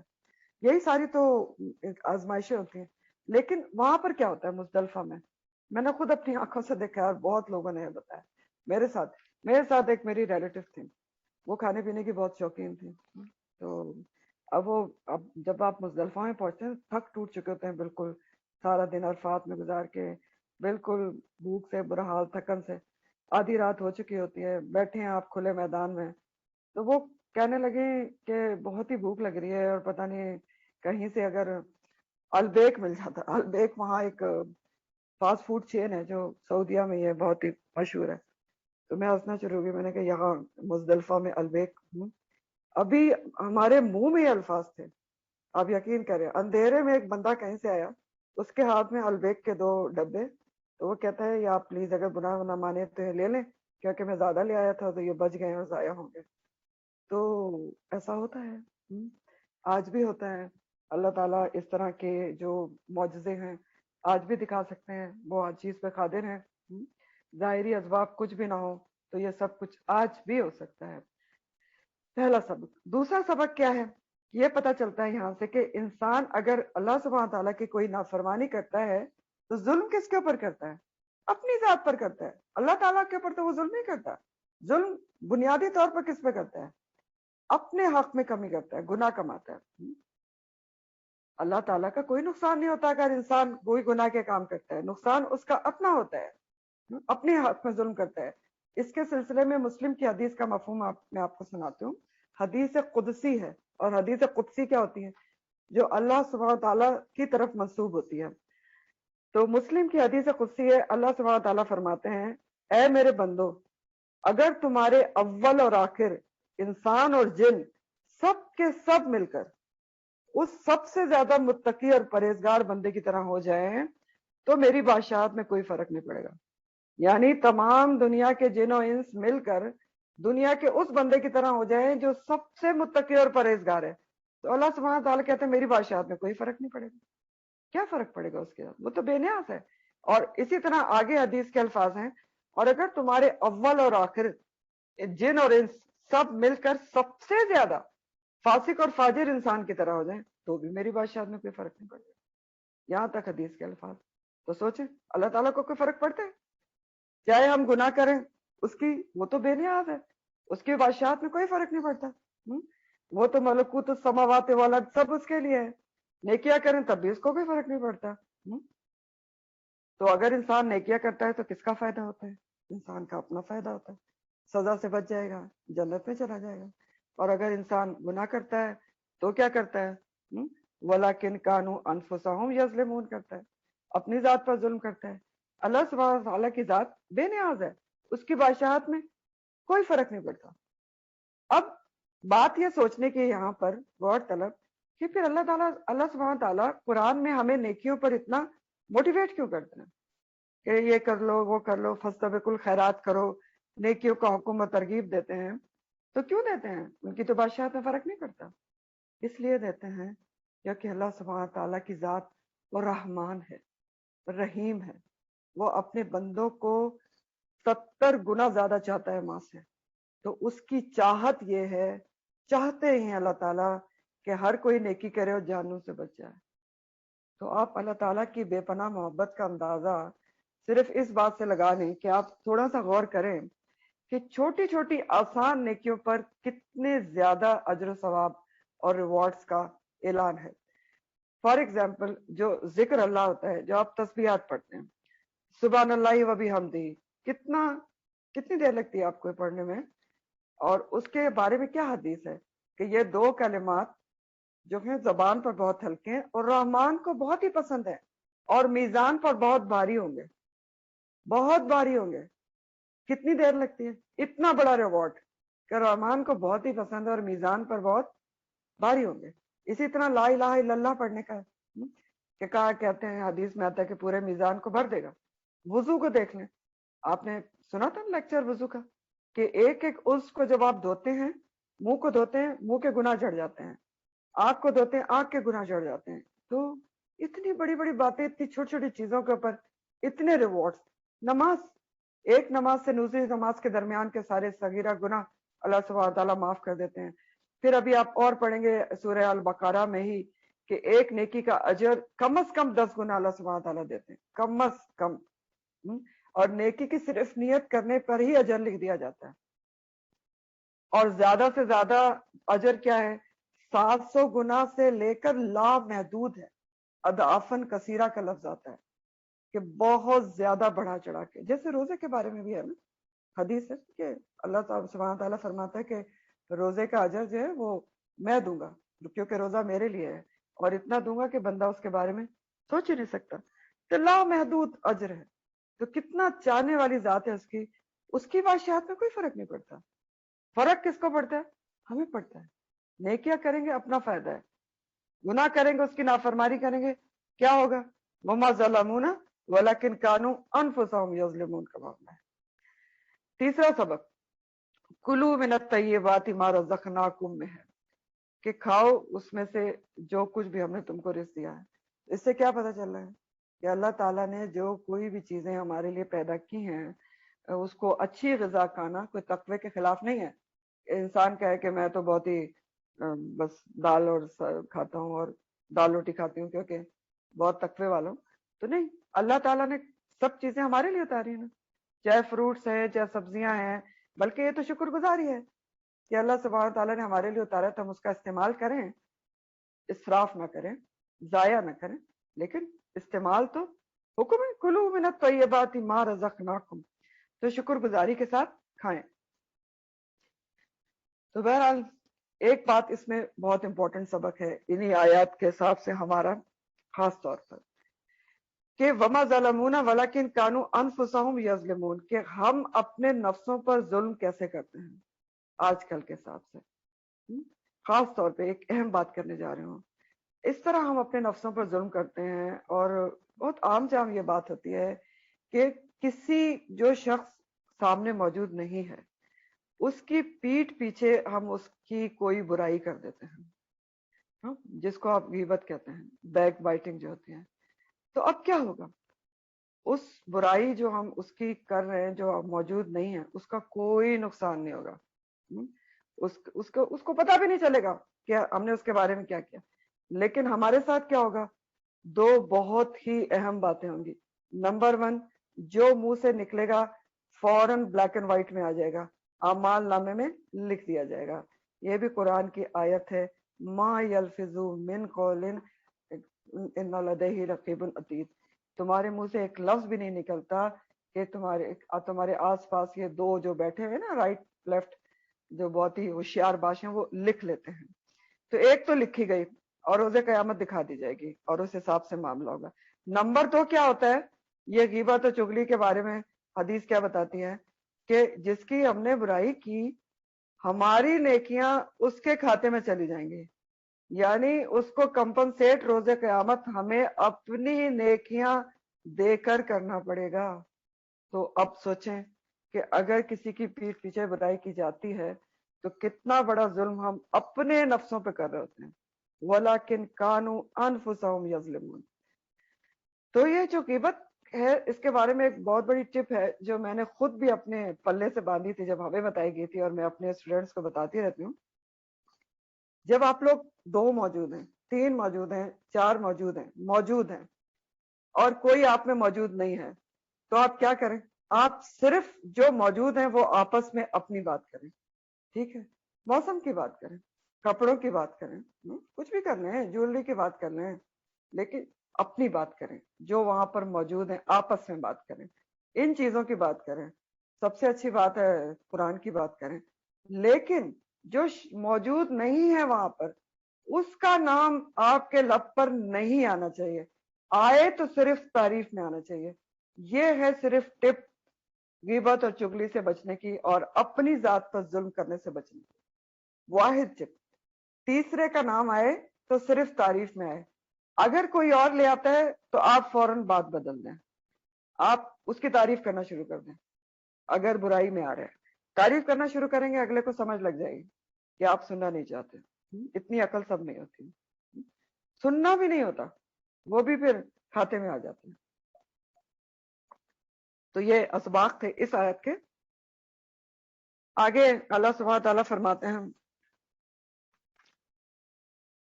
وَإِذْ قُلْنَا, اور وہ وقت بھی یاد کرو بنی اسرائیل جب کہا ہم نے ادخلوا, داخل ہو جاؤ, ہذہ القریہ, اس بستی میں, فکلوا, پھر کھاؤ, منہا, اس میں سے, یعنی بستی میں سے, حیثو, جہاں سے, شئتم, چاہو تم, رغدن, با فراغت یا خوب, یہ لفظ آپ پہلے پڑھ چکے ہیں. وَدْخُلُوا, اور داخل ہو جاؤ, البابا, باب کہتے ہیں دروازے کو, سجدن, سجدہ کرتے ہوئے, وَقُولُوا, اور کہتے جاؤ, حِطَّةٌ, ہمیں بخش دے. ٹھیک. اب ادخلو جو ہے وہ عمر کا, اور قریہ جو ہے وہ چھوٹے شہر کو کہتے ہیں. اب یہاں کون سی بات اللہ سبحانہ تعالیٰ یاد دلا رہے ہیں بنی اسرائیل کو؟ بنی اسرائیل کو یہ دوسری دفعہ حکم دیا گیا تھا کہ وہ اپنے علاقے فلسطین میں داخل ہوں. پہلی دفعہ کب دیا گیا تھا؟ جو ابھی بھی میں نے آپ کو ریمائنڈر دیا کہ جب وہ مصر سے نکلے تو ان کو فلسطین ڈائریکٹ جانے کا کہا گیا تھا کہ وہاں جائیں اور جہاں جا کے جہاد کریں, جہاں قوم عمالقہ ہے, اور ان کے ساتھ داخل ہو جائیں. تو انہوں نے کہا نہیں, ہم تو نہیں کریں گے, ہم تو یہیں بیٹھے ہیں, تم اور تمہارا پروردگار جا کے جنگ کرو. تو یہ دراصل ان کا یہ جو تھا انکار اس بزدلی کی وجہ سے تھا جو مدتوں فرعون کی غلامی میں رہنے کی وجہ سے ان میں پیدا ہوئی تھی, اور اسی بات پر ان کو سزا کے طور پر ان کو وادی تیہ میں 40 سال تک کے لیے چھوڑ دیا گیا تھا, جہاں یہ سب کچھ ہوا کہ بادل کا سایہ ہوا اور من و سلوہ اترا اور ان کو تورات عطا کی گئی. اب کیا ہوا کہ اس 40 سال کے عرصے میں جو وہ وادی تیہ میں تھے, موسیٰ علیہ السلام کا اور ہارون علیہ السلام کا انتقال ہو گیا. 40 سال ظاہر ہے, پہلے ہارون علیہ السلام کا ہوا, 2 سال بعد موسیٰ علیہ السلام کا ہوا, اور بنی اسرائیل کی ایک پرانی پوری نسل ختم ہو گئی جو بزدل تھی اور غلامی کی دور کی وجہ سے جن کا موریل ڈاؤن ہو گیا تھا. اب ایک نئی نسل پیدا ہوئی 40 سال میں. وہ کہاں پیدا ہوئی؟ صحرا کی آزاد فضا میں پلی بڑی. تو وہ بہت ہی رف اور ٹف تھی, جفا کش بہادر تھی. تو اب اس نئی نسل نے ایک جو نئے نبی تھے موسیٰ علیہ السلام کے بعد جو نبی مبعوث ہوئے تھے بنی اسرائیل پر یہیں وادی تیہ میں, جن کا نام تھا حضرت یوشع بن نون. یوشع بن نون, اور یہ وہی یوشع بن نون ہے جن کا سورہ کہف میں بھی ذکر آتا ہے, جو موسیٰ علیہ السلام کے ساتھ تھے, موسیٰ علیہ السلام کے کام غلام تھے. تو ان کو نبوت ملی تھی, اور ان کی سرکردگی میں پھر ان کی قیادت میں ان کے عہد نبوت میں فلسطین کو دوبارہ انہوں نے فتح کیا تھا. فلسطین میں پھر اب یہ داخل ہو گئے تھے بنی اسرائیل 40 سال کے بعد. تو یہاں پر اسی وقت کا ذکر ہو رہا ہے کہ جب دوبارہ تم نے اس کو فتح کیا تھا، دوبارہ تم یوشع بن نون کی سرکردگی میں داخل ہو رہے تھے، تو تم کو کیا ہدایت کی گئی تھی؟ یہ ہدایت کی گئی تھی. یہاں جو قریہ کا لفظ آیا نا، وَإِذْ ادْخُلُوا هَٰذِهِ الْقَرْيَةَ، تو قریہ سے مراد بیت المقدس ہی لیا گیا ہے. بعض مفسرین نے کہا کہ اس سے بیت المقدس کے پاس کا ایک شہر اریحا مراد ہے، لیکن زیادہ تر پریفرڈ جو رائے ہے وہ یہ کہ قریہ سے مراد بیت المقدس ہے. تو اب یہ یوشع بن نون کی سرکردگی میں انہوں نے فتح کر لیا. اب داخل ہونا تھا ان کو بیت المقدس میں. تو اس فتح کے وقت ان کو یہ اللہ تعالیٰ نے حکم دیا، دو باتیں ان کو ہدایت کی گئی کہ کیا کرنا. داخل ہونے کے بعد جہاں سے مرضی کھاؤ پیو، فکلو منہا، اس میں سے حیث شئتم، تمہارا اپنا ملک ہے، کھانے پینے پہ کوئی پابندی نہیں ہے، بہت ساری چیزیں وہاں اگتی ہیں، کھانے پینا کوئی منع نہیں ہے. لیکن یہ کھانا پینا اور یہ سب جو ہے وہ ہونا کس طریقے سے چاہیے؟ تمہارے اندر عاجزی انکساری ہونا چاہیے، فاتح بن کے تکبر کا شکار نہ ہو جانا. یہ ہدایات کی جا رہی ہیں. آپ دیکھیں کہ فَكُلُوا مِنْهَا حَيْثُ شِئْتُمْ رَغَدًا وَادْخُلُوا الْبَابَ سُجَّدًا. تم دوبارہ اپنے ملک میں داخل ہو رہے ہو بنی اسرائیل، تو کیسے داخل ہونا؟ عاجزی انکساری سے داخل ہونا. جہاں سے مرضی کھاؤ پیو، لیکن داخل عاجزی سے ہونا. وَادْخُلُوا الْبَابَ سُجَّدًا، عاجزی انکساری کے ساتھ جھک کر وہاں کی نعمتوں سے فائدہ اٹھاؤ. لیکن تمہارا رویہ، ایٹیچیوڈ کیا ہونا چاہیے جب فاتح کے طور پر داخل ہو رہے ہو؟ تو کیا ایٹیچیوڈ ہونا چاہیے؟ وَادْخُلُوا الْبَابَ، شہر کے دروازے میں داخل ہو تو جھکے ہوئے، سر جھکے ہوں عاجزی کے ساتھ. اور سجدن کے دو معنی کیے گئے ہیں کہ عاجزی انکساری کے ساتھ سر جھکا کے داخل ہو، اور نمبر دو سجدہ شکر بجا لاؤ. یہ بھی ہو سکتا ہے نا سجدن، کیونکہ سجدہ کرنا چاہیے جب انسان کو کوئی کامیابی ملتی ہے. دونوں چیزیں بھی ہو سکتی ہیں کہ ان کو دونوں ہدایتیں کی گئی کہ سجدہ شکر بجا لانا کہ تمہارا ملک تمہیں مل گیا، اور تمہارا ایٹیٹیوڈ جو ہے وہ بہت ہی عاجزی اور انکساری والا ہونا چاہیے. اور زبان پر کیسے کلمات ہونا چاہیے؟ یہ تو ایٹیٹیوڈ ہونا چاہیے. زبان پر کلمہ ہونا چاہیے حتتن وقولو، اور تم سب کہنا حتتن، بخش دے ہمیں.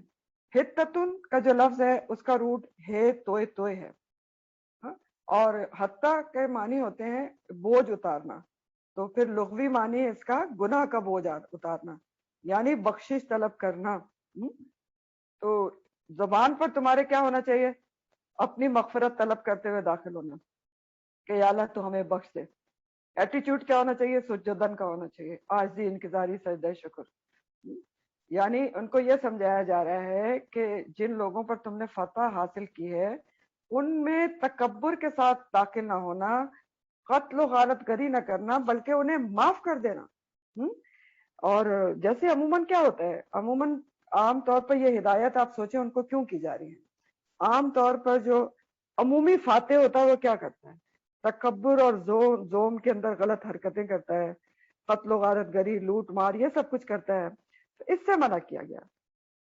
تو عاجزی انکساری سے اور بخشش طلب کرتے ہوئے داخل ہونا، یہ بالکل وہ طریقہ ہے جس طریقے سے ہمارے نبی کریم صلی اللہ علیہ وآلہ وسلم فتح مکہ کے وقت فاتح کے طور پر داخل ہوئے تھے.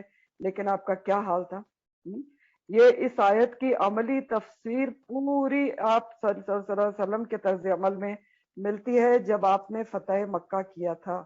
اس کے بارے میں آتا ہے روایات میں، حدیث میں آتا ہے کہ نبی کریم صلی اللہ علیہ وسلم نے مکہ فتح کیا.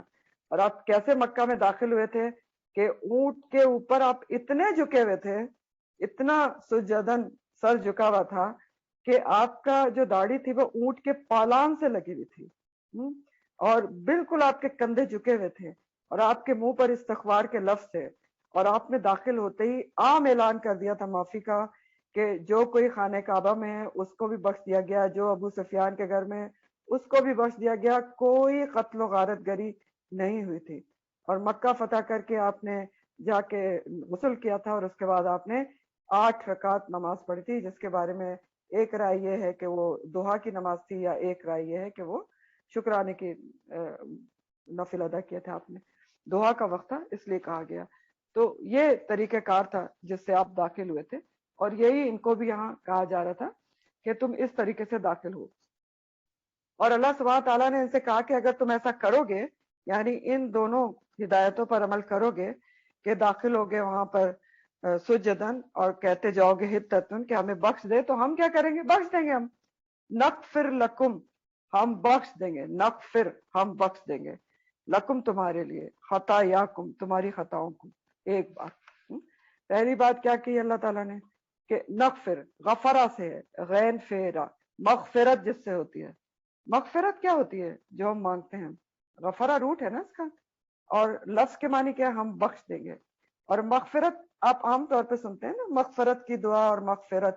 تو مغفرت کیا ہوتی ہے کہ اللہ تعالیٰ مغفرت کر دے؟ مغفرت کی ڈیفینیشن لکھ لیں, پہلے عربی میں بتاؤں گی, جو لکھ لے ورنہ اردو میں لکھ لیں.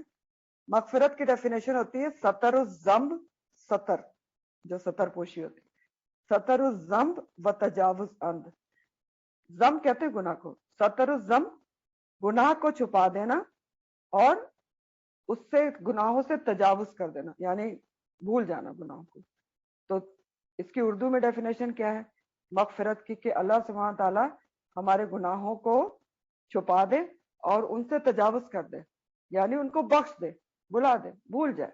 تو اس سے بڑھ کے کوئی چیز ہے؟ یہ ہوتی ہے مغفرت. ستر الذنب و تجاوز, اللہ تعالیٰ گناہوں کو چھپا دے اور ان کو بخش دے. تو یہ جو نغفر کا لفظ ہے نا, غفرہ, یہ مغفر سے ہے بنیادی طور پر. مغفر عربی میں ہیلمٹ کو کہتے ہیں. تو ہیلمٹ بھی یہ دونوں کام کرتی ہے. آپ سوچیں نا, سر کو چھپاتی بھی ہے اور اس کو بچاتی بھی ہے. تو یہی کام اللہ تعالیٰ کی مغفرت کرتی ہے کہ انسان کے گناہوں کو چھپاتی بھی ہے اور اس کو سزا سے بچاتی بھی ہے. تو اللہ تعالیٰ نے دو ریوارڈز کا اعلان کیا کہ اگر تم میرے حکم پر ان دونوں باتوں پر عمل کرو گے تو میں کیا کروں گا. ایک تو میں تمہیں بخش دوں گا تمہاری خطاؤں کو. نغفر, ہم بخش دیں گے, لکم, تمہارے لیے. خطایاکم, خطایا جو ہے وہ خطا کی جمع ہے, اور خطا کیا ہوتی ہے؟ بھول چوک سے جو غلطی ہو جائے. تو ہم تمہاری خطائیں معاف کر دیں گے. اور دوسرا کام کیا کریں گے؟ وَسَنَزِيدُ, اور ان قریب ہم زیادہ دیں گے. سا ان قریب کے لیے آتا ہے, نون ہم کے لیے آ رہا ہے, اور زیادہ صحیح ورڈ ہے, زے یا دال. اور ان قریب ہم زیادہ دیں گے المحسنین, احسان کرنے والوں کو. یہ دوسرا ریوارڈ کا اعلان کیا جا رہا ہے کہ ایک تو خطائیں معاف کر دیں گے, اور ان قریب ہم بہت کچھ دیں گے, بڑا چڑھا کر دیں گے احسان کرنے والوں کو, محسنین کو. تو اب محسنین کون ہیں؟ جن کے لیے اللہ سبحانہ تعالیٰ وعدہ کر رہے ہیں کہ ہم ان کو بہت زیادہ دیں گے اور بڑا چڑھا کر دیں گے. محسنین کا لفظ محسن کی جمع ہے, احسان سے. احسان کرنے والا محسن ہوتا ہے, اور جمع اس کی محسنین ہے. تو محسن کون ہوتا ہے اور احسان کیا ہوتا ہے؟ احسان حسن سے ہے. روٹ کیا ہے محسن کا؟ حسن ہے, خوبصورتی. تو ہر وہ کام جو خوبصورتی سے کیا جائے وہ احسان کا کام ہوتا ہے. جنرل آپ کو بتا رہی ہوں. اور امام راغب کے مطابق یہ جو سنت رسول پر کام کرنا سب سے زیادہ حسن کے ساتھ کام کرنا ہوتا ہے, کیونکہ مقبول ہوتا ہے. اچھا, اب احسان کا رویہ ایک عبادت میں ہوتا ہے کہ انسان محسن کیسے بنتا ہے عبادت میں, اور ایک احسان کا رویہ معاملات میں ہوتا ہے انسانوں کے ساتھ کہ انسان کیسے محسن بنتا ہے. تو ان دونوں کو تھوڑا سا سمجھ لیں, کیونکہ بہت بڑا ریوارڈ بتایا جا رہا ہے کہ ان قریب ہم زیادہ دیں گے محسنین کو. تو محسنین ایک معاملات کے حساب سے ہوتے ہیں. معاملات میں احسان کیا ہوتا ہے کہ انسان دوسرے کو تو اس کے حق سے زیادہ دے اور خود حق سے کم پر راضی رہے. ٹھیک. عدل کیا ہوتا ہے کہ جیسا جس نے کیا ہم اس کے ساتھ ویسا کریں. اس نے ہمارا حق دیا تو ہم حق دے دیں, اچھا کیا تو اچھا کر لیں, برا کیا تو برا کر لیں. احسان کیا ہوتا ہے؟ چاہے وہ کچھ بھی کرتا رہے لیکن میں نے اللہ کے حکم کی وجہ سے اس کے ساتھ اچھا ہی کرنا ہے, حق سے زیادہ دینا ہے. اور چاہے مجھے وہ میرا حق نہ دے, میں نے کم پر بھی خوش رہنا ہے. کیوں؟ کیونکہ اللہ مجھے اس کا بدلہ دے گا. تو معاملات میں احسان کیا ہوا؟ لکھ لیں, دوسرے کو حق سے زیادہ دینا اور خود حق سے کم پر بھی راضی رہنا. معاملات میں احسان. اور عبادات میں احسان کیا ہے؟ جو حدیث جبرائیل میں آپ کو سناتی ہوں اس میں عبادات کا احسان بتایا گیا. جبرائیل علیہ السلام انسانی شکل میں نبی کریم صلی اللہ علیہ وسلم کے پاس آئے تھے اور 2-3 سوالات پوچھے تھے امت کی تعلیم کے لیے، جس میں تھا کہ اسلام کیا ہے اور ایمان کیا ہے، اور پھر پوچھا تھا کہ احسان کیا ہے. تو آپ صلی اللہ علیہ وآلہ وسلم نے بتایا کہ عبادت میں احسان یہ ہے کہ تو اللہ کی عبادت ایسے کرے کہ جیسے تو اللہ کو دیکھ رہا ہے، ورنہ کم از کم یہ تو سوچے کہ اللہ تو تجھے دیکھ رہا ہے. تو یہ ہے محسنین جن کے لیے ریوارڈ کا اعلان کیا جا رہا ہے کہ عنقریب اللہ تعالیٰ ان کو بڑا چڑھا کر زیادہ دیں گے. وعدہ کر رہے ہیں اللہ تعالیٰ کہ محسنین کو زیادہ دیں گے. تو اب یہ جو آیت نمبر 57 اور 58 آپ نے پڑھی تو اس کے بھی 1-2 اسباق ہیں، اس کو بھی دیکھ لیں. وَادْخُلُوا الْبَابَ سُجَّدًا کی بات جو ہے وہ فَكُلُوا مِنْهَا حَيْثُ شِئْتُمْ رَغَدًا کے بعد آئی ہے. تو اس سے کیا پتہ چل رہا ہے کہ کھانا پینا حلال نعمتیں اللہ تعالیٰ کی استعمال کرنا منع نہیں ہے. کھاؤ فَكُلُوا مِنْهَا حَيْثُ شِئْتُمْ رَغَدًا، لیکن کھا کر شکر گزاری کرنا ضروری ہے، عاجزی انکساری اپنے اندر پیدا کرنا ضروری ہے، سجدن سجدہ کرنا ضروری ہے، حتتن مغفرت طلب کرنا ضروری ہے. تو خواتین کے لیے کیا سبق ہے اس میں کہ فَكُلُوا مِنْهَا حَيْثُ شِئْتُمْ رَغَدًا جو ہے با فراغت کھانے میں، کھانا کھانے اور پکانے میں اتنا مصروف نہیں ہونا چاہیے کہ سجدن اور حتتن انسان بھول جائے، سجدہ کرنے کا ٹائم نہ بچے، مغفرت کے لیے تسبیح کرنے کا ٹائم نہ بچے، یا سجدے کا ٹائم ہے تو اتنا تھک جائے انسان کے صحیح سے سجدہ نہ کر سکے. سب کچھ کریں لیکن اتنا کریں کہ ساتھ ساتھ سجدن اور حتتن ہو سکے. پھر یہ بات سمجھ میں آتی ہے کہ جب کسی چیز میں کسی کو کوئی کامیابی ملے، کوئی بڑی کامیابی ملتی ہے تو اس کے اندر اور جھکاؤ اور عاجزی پیدا ہونا چاہیے، یہ نہیں کہ اکڑ اور تکبر پیدا ہو جائے. وہی جیسے نبی کریم صلی اللہ علیہ وسلم کو آپ دیکھیں، جب ان کا مشن مکمل ہو گیا، اسلام ہر طرف چھا گیا، تو اللہ تعالیٰ نے کیا حکم دیا؟ آپ کو معلوم ہے کہ سب سے آخری سورہ جو کمپلیٹ سورہ اتری ہے نبی کریم صلی اللہ علیہ وسلم پر، وہ سورہ نصر تھی، اذا جاء نصر اللہ. تو اب آپ اس کو دیکھیں، اس میں کیا حکم دیا جا رہا ہے؟ اللہ سبحانہ تعالیٰ فرماتے ہیں اذا جاء نصر اللہ والفتح، جب آ جائے اللہ کی فتح اور نصرت، اور وَرَأَيْتَ النَّاسَ يَدْخُلُونَ فِي دِينِ اللَّهِ أَفْوَاجًا، اور تم دیکھ رہے ہو کہ لوگ داخل ہو رہے ہیں دین میں فوج کے فوج. تو اب تم کیا کرو؟ فَسَبِّحْ بِحَمْدِ رَبِّكَ وَاسْتَغْفِرُهُ، تو تم اب بس کیا کرو؟ اللہ کی تسبیح بیان کرو اس کی حمد کے ساتھ اور اس سے مغفرت طلب کرو. یہ ہوتے ہیں کرنے کے کام جب انسان کو کوئی کامیابی ملے. ٹھیک ہے. اور آخری جو سبق ہے بہت خوبصورت کہ سنزید المحسنین، کہ اگر انسان کا رویہ رکھے گا انسان صرف اللہ کی خاطر. دیکھیں یہ باتیں آسان نہیں ہوتی نا، خاص طور پر معاملات میں. عبادت میں تو چلیں ہم کوشش کر سکتے ہیں نا، ضرور کرنا بھی چاہیے کہ ہم عبادت کم از کم ایسے کریں کہ یہ تصور ہو کہ اللہ مجھے دیکھ رہا ہے، جو میں کھڑی ہوں نا سامنے، کس حلیے میں کھڑی ہوں، کیسے کھڑی ہوں، کیا ایٹیچیوڈ ہے، کس طریقے سے کھڑی ہوں. تو یہ اگر ہم یہ سوچ لیں نا کہ اللہ دیکھ رہا ہے تو آپ سوچیں کہ پھر آپ کی نماز کیسی ہوتی ہے. لیکن معاملات میں بہت مشکل آتی ہے، کیونکہ وہی چیزیں ہیں نا، انا اڑے اور بہت ساری چیزیں آتی ہیں کہ اچھا نہیں اس نے میرے ساتھ یہ کیا تو میں کیوں کروں. تو میں اس لیے کروں کیونکہ اللہ تعالیٰ نے کہا ہے کہ سنادید المحسنین، بس دیٹس آل، بات ختم ہوگی. میں کیوں ہر ایک کے ساتھ اچھا کروں؟ کیونکہ اللہ نے وعدہ کر دیا کہ سنازید المحسنین، یہ بات ہے ساری. ٹھیک ہے.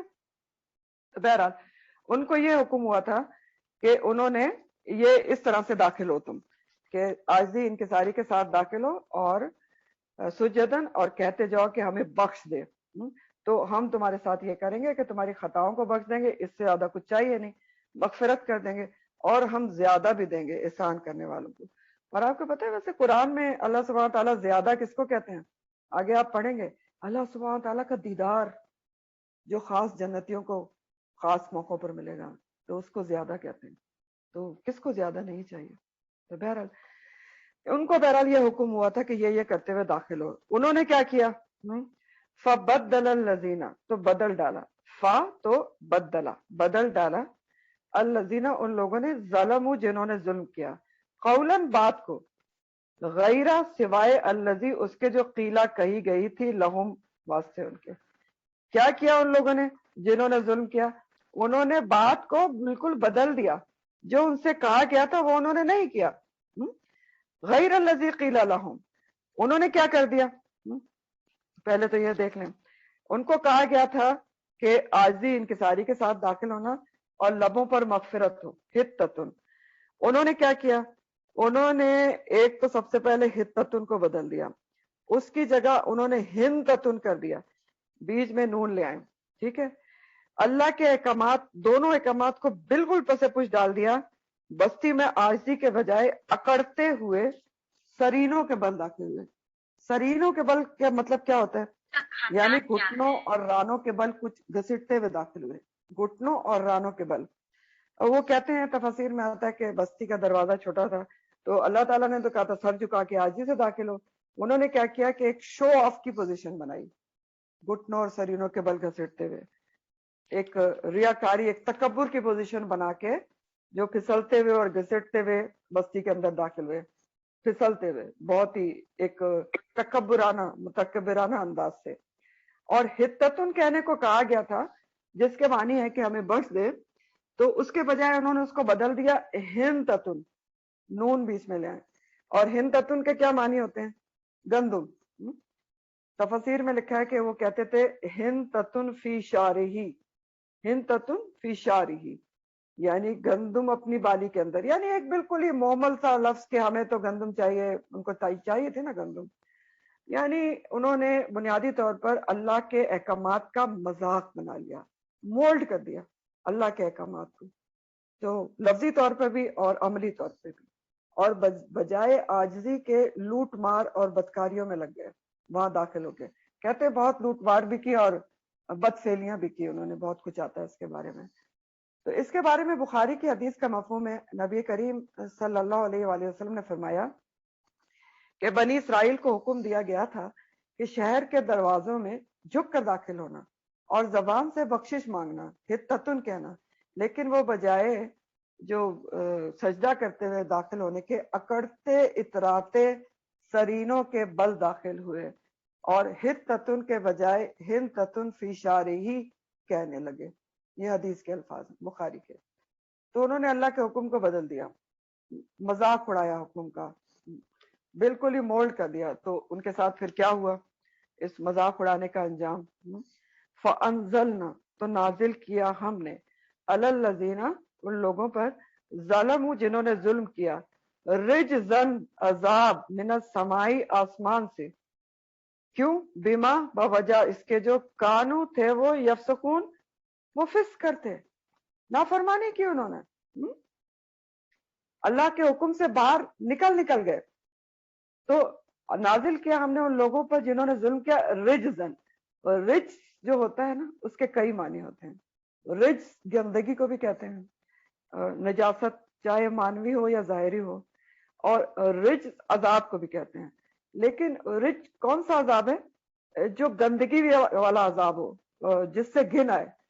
تو مفسرین کے مطابق ان کی نافرمانیوں بدکاریوں کی سزا کے طور پر ان میں طاعون کی وبا پھیل گئی تھی۔ جب یہ داخل ہوئے نا بیت المقدس میں اور یہ سب کچھ کیا، تو طاعون، جس کو آپ پلیگ کہتے ہیں، چوہوں سے جو پھیلتی ہے، اور پلیگ بہت ہی ایک گندگی سے پھیلنے والی بیماری ہے، اور ویسے بھی ایک بہت ہی کیا کہنا چاہیے، انسان کو اس سے نعوذ باللہ استغفر اللہ، ایک گھن آتی ہے، ایک عجیب سے پھوڑے باڈی پر نکل آتے ہیں اور اس میں سے پیپ بہ رہی ہوتی ہے۔ تو اب آپ دیکھیں پھر عربی کی خوبصورتی اور الفاظ کی سلیکشن، کہ رچ ایسا عذاب ہے جو گندگی والا ہو۔ تو ان کے اندر پلیگ پھیلا تھا، طاعون، اور اس سے تقریباً 70,000 بنی اسرائیلی مر گئے تھے۔ مسلم کی حدیث کا مفہوم ہے، نبی کریم صلی اللہ علیہ وآلہ وسلم نے فرمایا، طاعون اس رجز کا حصہ ہے جو بنی اسرائیل اور تم سے پہلے والی قوموں پر اتارا گیا۔ ٹھیک، تو اس آیت سے بھی ہمیں کچھ چیزیں پتہ چلتی ہیں۔ سب سے پہلے کیا پتہ چلتا ہے کہ اللہ اور رسول کا جو حکم جیسا ہو اس کو ویسا ہی رکھنا چاہیے، اپنی طرف سے احکامات میں تبدیلی نہیں کرنا چاہیے، ورنہ وہ ظلم ہو جاتا ہے۔ اللہ تعالیٰ کہہ رہے ہیں نا فَبَدَّلَ الَّذِينَ ظَلَمُوا قَوْلًا غَيْرَ الَّذِي قِيلَ لَهُمْ، بدل دیا انہوں نے حکم کو۔ تو حکم کو کبھی بھی اپنی طرف سے مولڈ نہیں کرنا چاہیے، کیوں؟ کیونکہ وہ ظلم ہو جاتا ہے، ظلم ہو جاتا ہے۔ اور نمبر 2، اگر اللہ تعالیٰ انعامات کریں، کوئی بھی عہدہ، کوئی کامیابی، تو کبھی بھی اتراہٹ کا شکار نہیں ہونا چاہیے، بلکہ عاجزی اور انکساری آنا چاہیے۔ وہ ایک شعر ہے نا کہ جو اعلیٰ ظرف ہوتے ہیں ہمیشہ جھک کے ملتے ہیں، اور سراہی سر نگو ہو کر بھرا کرتی ہے پیمانے، سراہی سر نگو ہو کر بھرا کرتی ہے پیمانے۔ تو دوسروں کو کچھ دینے کے لیے سرنگو ہونا ہی پڑتا ہے۔ تو بات یہ ہے کہ اگر انسان کے اندر عاجزی انکساری نہ آئے اور اپنی نعمتوں کی فراوانی پر وہ اترا جائے اور نعمتیں دینے والے کو بھول جائے، بے فکر ہو جائے، تو پھر ایک وقت ایسا ضرور آتا ہے جب اس کی رسی کھینچ لی جاتی ہے۔ پھر تیسرا سبق آپ دیکھیں کہ وجہ بتائی گئی کہ ان کو یہ سزا کیوں ملی، کہ رجزم من السماء جو ان کے اوپر آیا، بما کانوا یفسقون، باوجہ اس کے جو انہوں نے فسق کیا۔ فسق آپ پڑھ چکے ہیں، کھجور کا چھلکا پھٹ کے باہر آ جانا، گودا یعنی انسان کا اللہ تعالیٰ کے احکامات کو توڑ کے، باؤنڈریز کو توڑ کے باہر نکل جانا، اور گناہ کو گناہ سمجھتے ہوئے بھی گناہ کرتے رہنا، اللہ تعالیٰ کے حکم کو ریجیکٹ کر دینا۔ تو وہ یہ سب کچھ کرتے رہے بنی اسرائیل، کیونکہ وہ یہ سمجھتے تھے کہ ہم تو کیونکہ اللہ تعالیٰ کے چاہیتے ہیں تو ہم نافرمانی پہ نافرمانی کرتے رہے، ہمیں تو کچھ نہیں ہونے والا۔ تو اللہ سبحانہ تعالیٰ نے آخرت کے علاوہ دنیا ہی میں پکڑ کے ان کا ذہن صاف کر دیا کہ نہیں، پکڑ تو دنیا میں بھی آ سکتی ہے، آخرت میں تو پھر ہے ہی۔ تو بات یہ ہے جو پتہ چل رہی ہے کہ اللہ کے حکم کو کون بدلتا ہے، اللہ کے حکم کا مذاق کون اڑاتا ہے، ریجیکٹ کون کرتا ہے؟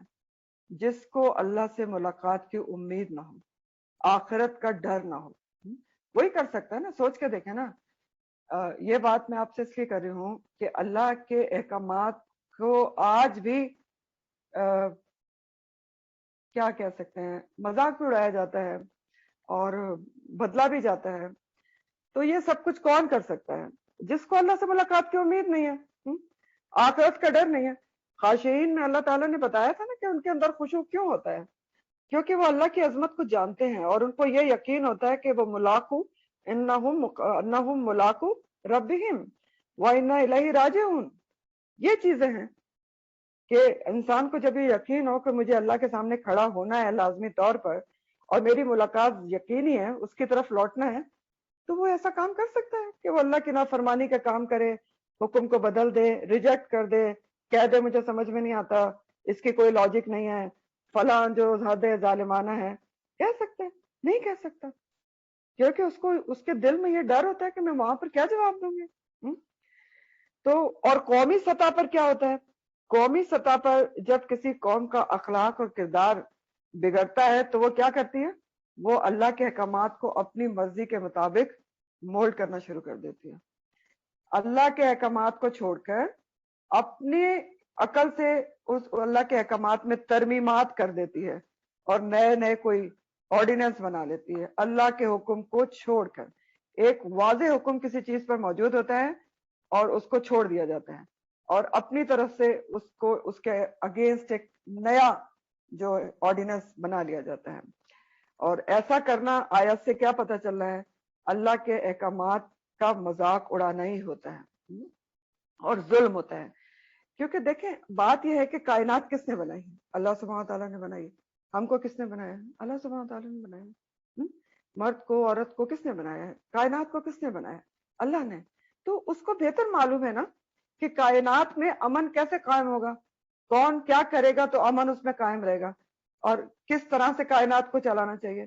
تو اگر ہم اس کے احکامات کے مطابق چلیں گے امن رہے گا، لیکن جب انسان اپنے آپ کو زیادہ عقل مند سمجھنے لگے، احکامات کو اپنی عقل سے بدل لے، تو پھر ایسا ہو سکتا ہے کہ سزا آ سکتی ہے۔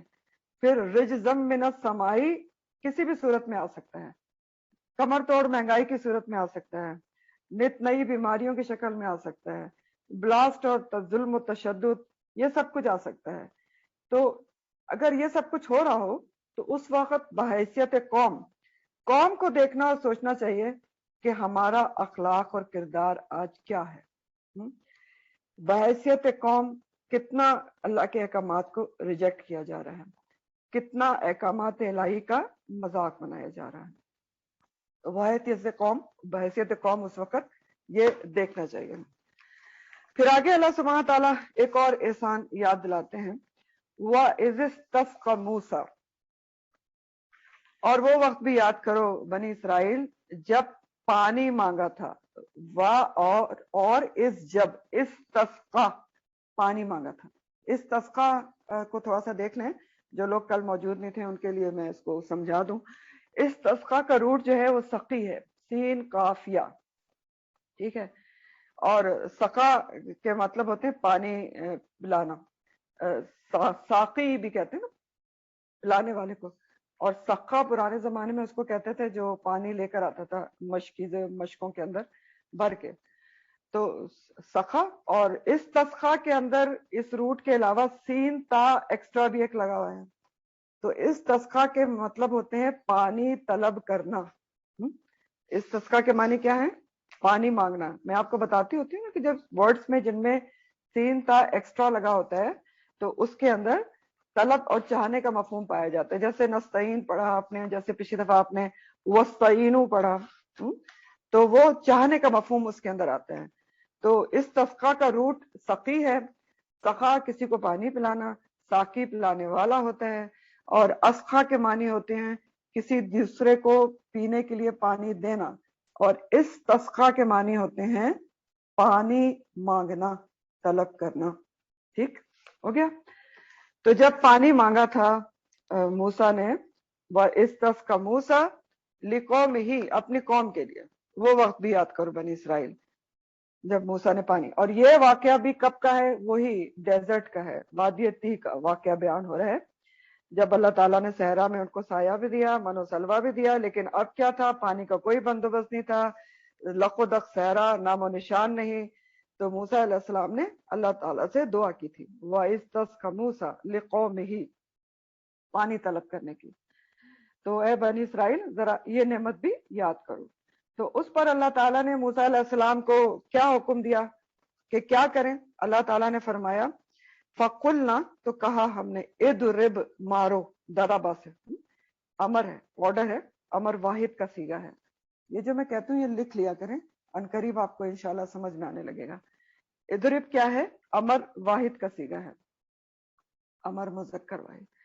मारो भी असा का, साथ अपने असा के, बेजेर भी साथ के लिए का तेरा। असा क्या होता है? ये गडरिये का जो डंडा होता है ना, मूसा अलैहिस्सलाम का असा तो बहुत मशहूर है। तो मूसा अलैहिस्सलाम को अल्लाह ताला ने हुक्म दिया कि मारो अपने असा के साथ अल हजर, पत्थर के ऊपर, और हजर कहते हैं बड़े पत्थर को, चट्टान के ऊपर। तो मारो अपने असा को एक बड़ी चट्टान के ऊपर मारने का हुक्म हुआ। तो उन्होंने मारा तो क्या हुआ कि फन फजरत, तो फूट पड़े, बह निकले, मिनहु उससे, किससे? हजर से, चट्टान से, इसनता दो, अशरता 10, ऐना चश्मे। इसनता का लफ्ज सनी से है, दो, तस्निया जिससे होता है, और अशरा 10, तो 2 और 10 कितने हो गए? 12।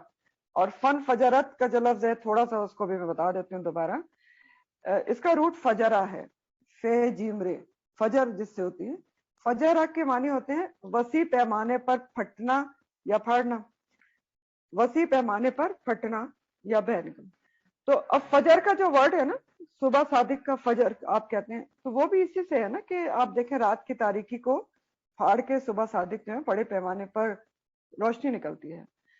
तो फजरा बड़े पैमाने पर फटना या फाड़ना, और इन फजरा के मानी क्या होते हैं?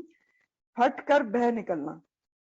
और ये वर्ड इन फजरा से, फा अलग है, इन फजरत है ये, और ता आखिर में मोनस के लिए, क्योंकि आईना आ रहा है, चश्मा। तो फन फजरत, तो फूट निकले उससे 12 चश्मे, आईना, اور آئینہ عربی میں آنکھ کو بھی کہتے ہیں اور چشمے کو بھی کہتے ہیں.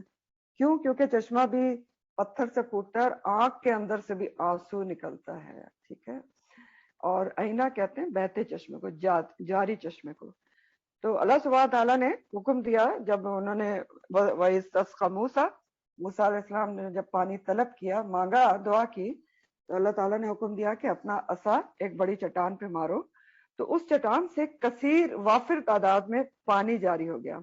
اور بنی اسرائیل کے آپ کو پتہ ہے 12 قبیلے تھے، 12 بھائیوں سے، تو چٹان سے 12 ہی چشمے پھوٹ پڑے. منہ اثنت عشر عینا. تو قد علم کل اناس مشربہم، تحقیق یقیناً جان لیا ہر اناسن لوگوں نے، انس کی جمع، مشربہ ہم، مشربہ پینے کی جگہ، ہم ان کی. ہر قبیلے نے اپنا اپنا پانی کا گھاٹ طے کر لیا. مشربہ کہتے ہیں پینے کی جگہ، پنگٹ یا گھاٹ، پانی لینے کی جگہ. 12 قبیلے تھے، 12 ہی اللہ تعالیٰ نے چشمے جاری کر دیے. اب دیکھیں اللہ تعالیٰ سبحانہ تعالیٰ چاہتے تو ایک بڑا چشمہ بھی جاری کر سکتے تھے، لیکن ایسا نہیں کیا گیا. پوری تربیت کے لیے اور پوری ڈسپلن کے لیے کہ کوئی لڑائی جھگڑا نہ ہو، پانی کے اوپر کوئی قتل و غارت گری نہ ہو. تو ہر کسی نے اپنا اپنا چشمہ جو ہے وہ سلیکٹ کر لیا اور اپنے اپنے چشمے سے پانی لیتے تھے. تو ہمیں اس سے یہ بھی پتہ چل رہا ہے کہ جہاں پر کوئی گروپ کام، بہت سارے لوگ انوالوڈ ہوں آپ کے کام میں، تو پھر اس میں گروپ بندی کر دینا چاہیے تاکہ ڈسپلن قائم رہے اور کوئی لڑائی جھگڑے نہ ہوں. تو اب آپ دیکھیں کہ وَإِذِ اسْتَسْقَى مُوسَىٰ لِقَوْمِهِ، اس سے بھی جو ہے ہمیں بہت ساری چیزیں پتہ چل رہی ہیں اس آیت سے بھی. نمبر 1 تو یہ پتہ چل رہا ہے کہ ضرورت کے وقت، ہر ضرورت کے وقت کس سے رجوع کرنا چاہیے؟ صرف اللہ سبحانہ تعالیٰ سے رجوع کرنا چاہیے. ہر کسی کو صرف اللہ سے رجوع کرنا چاہیے، کیونکہ یہاں پر بھی موسیٰ علیہ السلام بھی کس سے مانگ رہے ہیں؟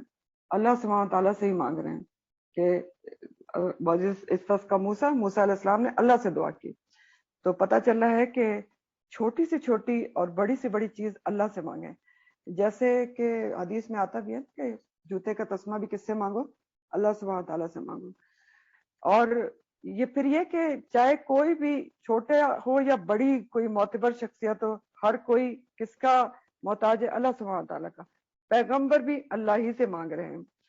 اور نمبر 2 یہ پتہ چلتا ہے کہ بنی اسرائیل کی نافرمانیوں کے باوجود اللہ تعالیٰ نے ان پر احسانات کیے کیونکہ رحمان ہے.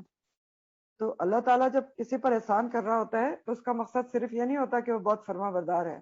ہر وقت انسان کو الرٹ رہنا چاہیے اور ویجیلنٹ رہنا چاہیے کہ میں اللہ تعالیٰ کی کوئی نافرمانی کا کام تو نہیں کر رہی. نمبر 3 اس سے یہ پتہ چل رہا ہے کہ موسیٰ علیہ السلام کی دعا قبول ہوتی تھی. پہلے بھی انہوں نے بہت دفعہ دعا کی، اللہ تعالیٰ نے قبول کی. اور موسیٰ علیہ السلام اللہ تعالیٰ کے بہت ہی برگزیدہ رسول تھے. اور آپ کو پتہ ہے کہ قرآن کے تقریباً 28 پاروں میں ان کا ذکر آتا ہے. اور سورہ الاحزاب میں اللہ سبحانہ تعالیٰ فرماتے ہیں، الاحزاب میں وَكَانَ عِندَ اللَّهِ وَجِيهًا، اللہ کے نزدیک وہ بہت ہی مرتبے والے تھے. اور نمبر 4 اس آیت سے ہمیں یہ بھی پتہ چلتا ہے کہ اللہ سبحانہ تعالیٰ دعائیں سنتا ہے، سمیع ہے اور ہر کسی کی سنتا ہے. اور یہ ابھی سورہ البقرہ میں بھی آ جائے گا.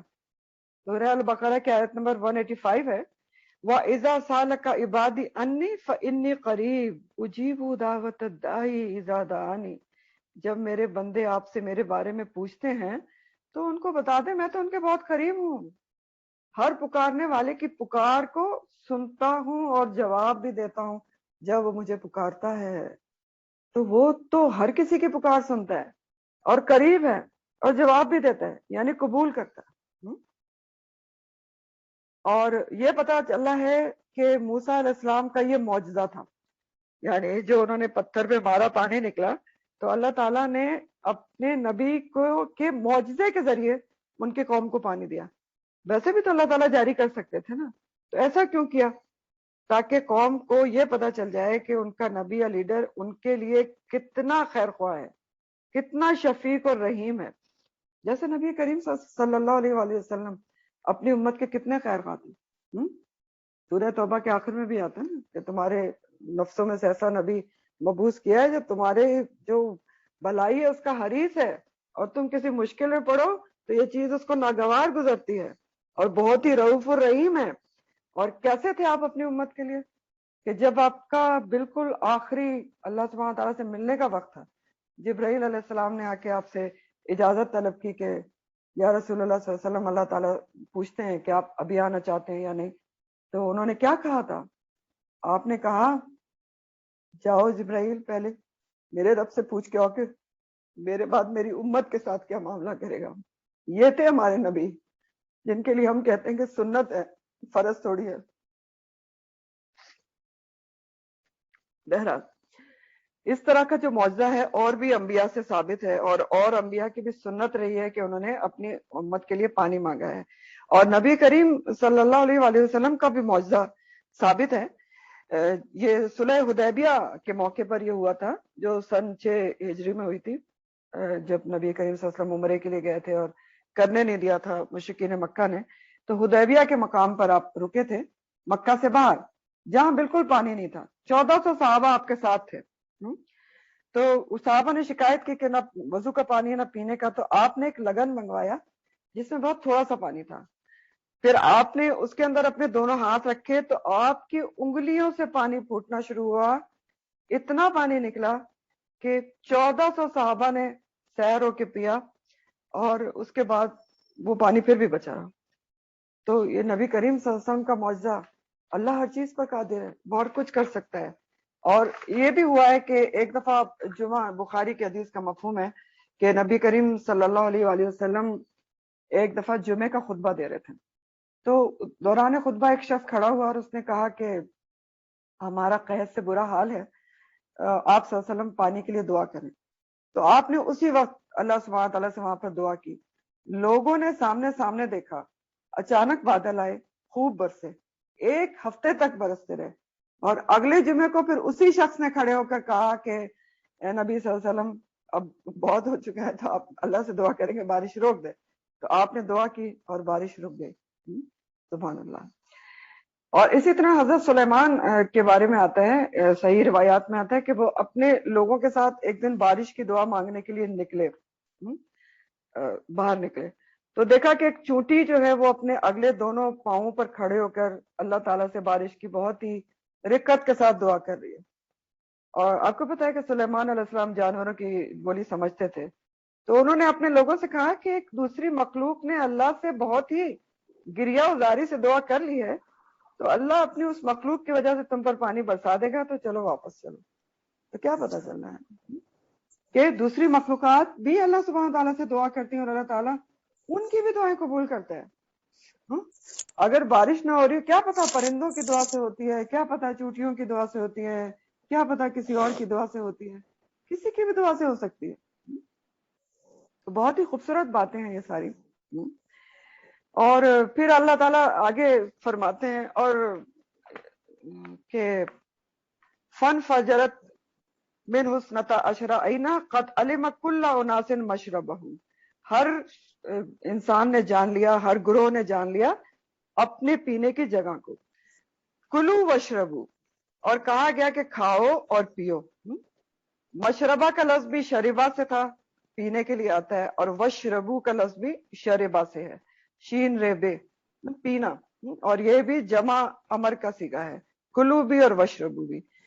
تو ان سے کہا گیا کہ کھاؤ وشربو اور پیو من رزق اللہ، کھاؤ اللہ کے رزق میں سے، پیو خوب بھی، ساری نعمتیں تمہیں دی جا رہی ہیں، خوب کھاؤ پیو اللہ کے رزق میں سے۔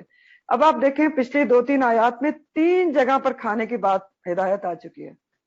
کلو من الطیبات ما رزقناکم، پھر کہا گیا فکلوا منہا حیث شئتم رغدن، اور اب پھر ہے کلو وشربو۔ تو اس سے بھی کیا پتہ چل رہا ہے کہ بنی اسرائیل کو بھی اللہ تعالیٰ نے نعمتوں کے استعمال سے کبھی منع نہیں کیا، اور ہمیں بھی منع نہیں ہے کہ ہم اللہ تعالیٰ کی نعمتوں کو استعمال نہیں کریں۔ اللہ کی نعمتوں کا استعمال منع نہیں ہے، کرنا چاہیے، لیکن اسراف اور تبذیر سے ضائع کرنا منع ہے۔ اسراف اور تبذیر یہ سب آپ پڑھ لیں گے کہ خواہ ضائع کرنا، اڑانا، نمود و نمائش کے لیے، یہ سب چیزیں منع ہیں۔ تو کھانا تو منع نہیں ہے، اور صرف کھانے کی نعمتوں کی بھی بات نہیں ہے، کھانے کے علاوہ بھی اللہ تعالیٰ نے بہت کچھ دیا نا، رزق میں سب کچھ آتا ہے نا۔ کلو وشربو من رزق اللہ کہا جا رہا ہے، تو سب کچھ آتا ہے, استعمال کرنا چاہیے, لیکن بہت ساری چیزوں کا خیال رکھے, اسراف نہ ہو, ضائع نہ کیا جائے, اللہ کے حقوق ادا کیے جائیں, صدقات واجبہ ضرور دیے جائیں, نافلہ بھی دینا چاہیے, اور پھر کیا ہے, بندوں کے حقوق جن کے ہیں ان کے ادا کیے جائیں.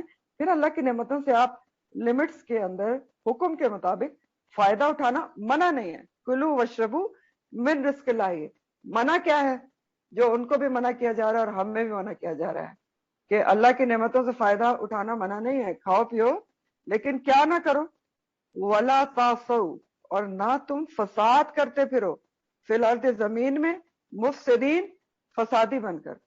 مفسدین جو ہے نا, مفسدینہ, مفسد کی جمع ہے اور فساد سے ہے. اور تعصب کا جو لفظ ہے, ذرا پہلے اس کو سمجھ لیں, پھر آپ کو تفسیر بھی پڑھتے ہیں ہم. تعصب کا لفظ اسی سے ہے, این, سا اور یا, این سے یا. تو یہ کیا ہوتا ہے, وسیع پیمانے پر فساد کرنا, شدت سے فساد کرنا, یعنی ذہن میں بھی تخریب کاری ہو, عمل میں بھی تخریب کاری ہو, بہت زیادہ فساد اور بگاڑ پیدا کرنا. تو کیا کہا جا رہا ہے بنی اسرائیل سے, اور ہم سے بھی, سبھی کو سمجھایا جا رہا ہے کہ اللہ کی طرف سے جو بھی تمہیں نعمتیں حاصل ہیں ان کا استعمال کرو, کلو وشربو, اللہ کا شکر ادا کرو.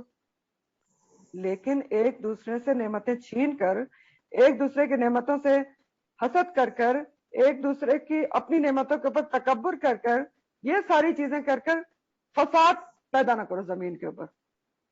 تو اب فساد کیا ہوتا ہے, یہ سمجھنا ضروری نا, منع کیا جا رہا ہے نا, مفسدین نہ بنو اور زمین پر فساد نہ پیدا کرو. فساد بگاڑ کو کہتے ہیں, اور اصلاح کا الٹ ہوتا ہے امن کا. تو پہلے ہم یہ دیکھتے ہیں کہ امن کیسے قائم ہوتا ہے, تو اس کا جو کچھ الٹ ہوگا وہ بگاڑ پیدا کرے گا. تو امن یا اصلاح کیسے ہوتی ہے زمین کے اوپر, اللہ کے طریقوں کے اوپر چلنے سے. جیسے ابھی ہم نے پیچھے بھی بات کی نا ابھی, کہ کائنات اللہ نے بنائی ہے, اگر اللہ کے احکامات پر چلیں گے امن قائم رہے گا. اللہ کو پتا ہے نا کہ کیسے کائنات چلانی ہے, کون کیا کرے گا.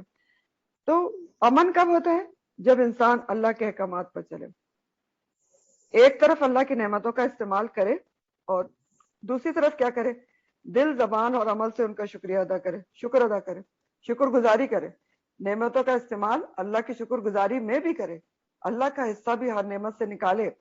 اور نمبر 2 کیا کرے امن قائم کرنے کے لیے, اگر نہ ملے کوئی چیز, بہت کچھ ملا ہے, ایک نعمت نہیں ملی تو صبر کرے, اسی کے پیچھے نہ روتا رہے کہ یہ نہیں ملا.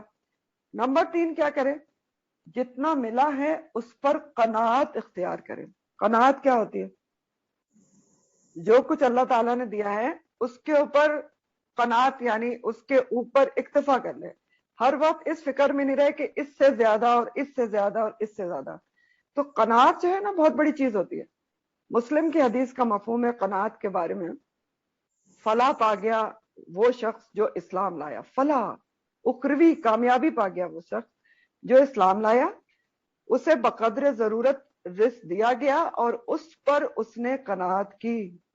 غور کریں حدیث میں, فلاح کس کے لیے ہے, کہ جس کو بقدر ضرورت رزق دے دیا گیا ہے, جس سے اس کا گزارا اچھی طرح چل رہا ہے, لیکن اس پر قناعت کر لے, دوسروں کی نعمتیں دیکھ دیکھ کے ہر وقت اور کی تلاش میں نہ رہے.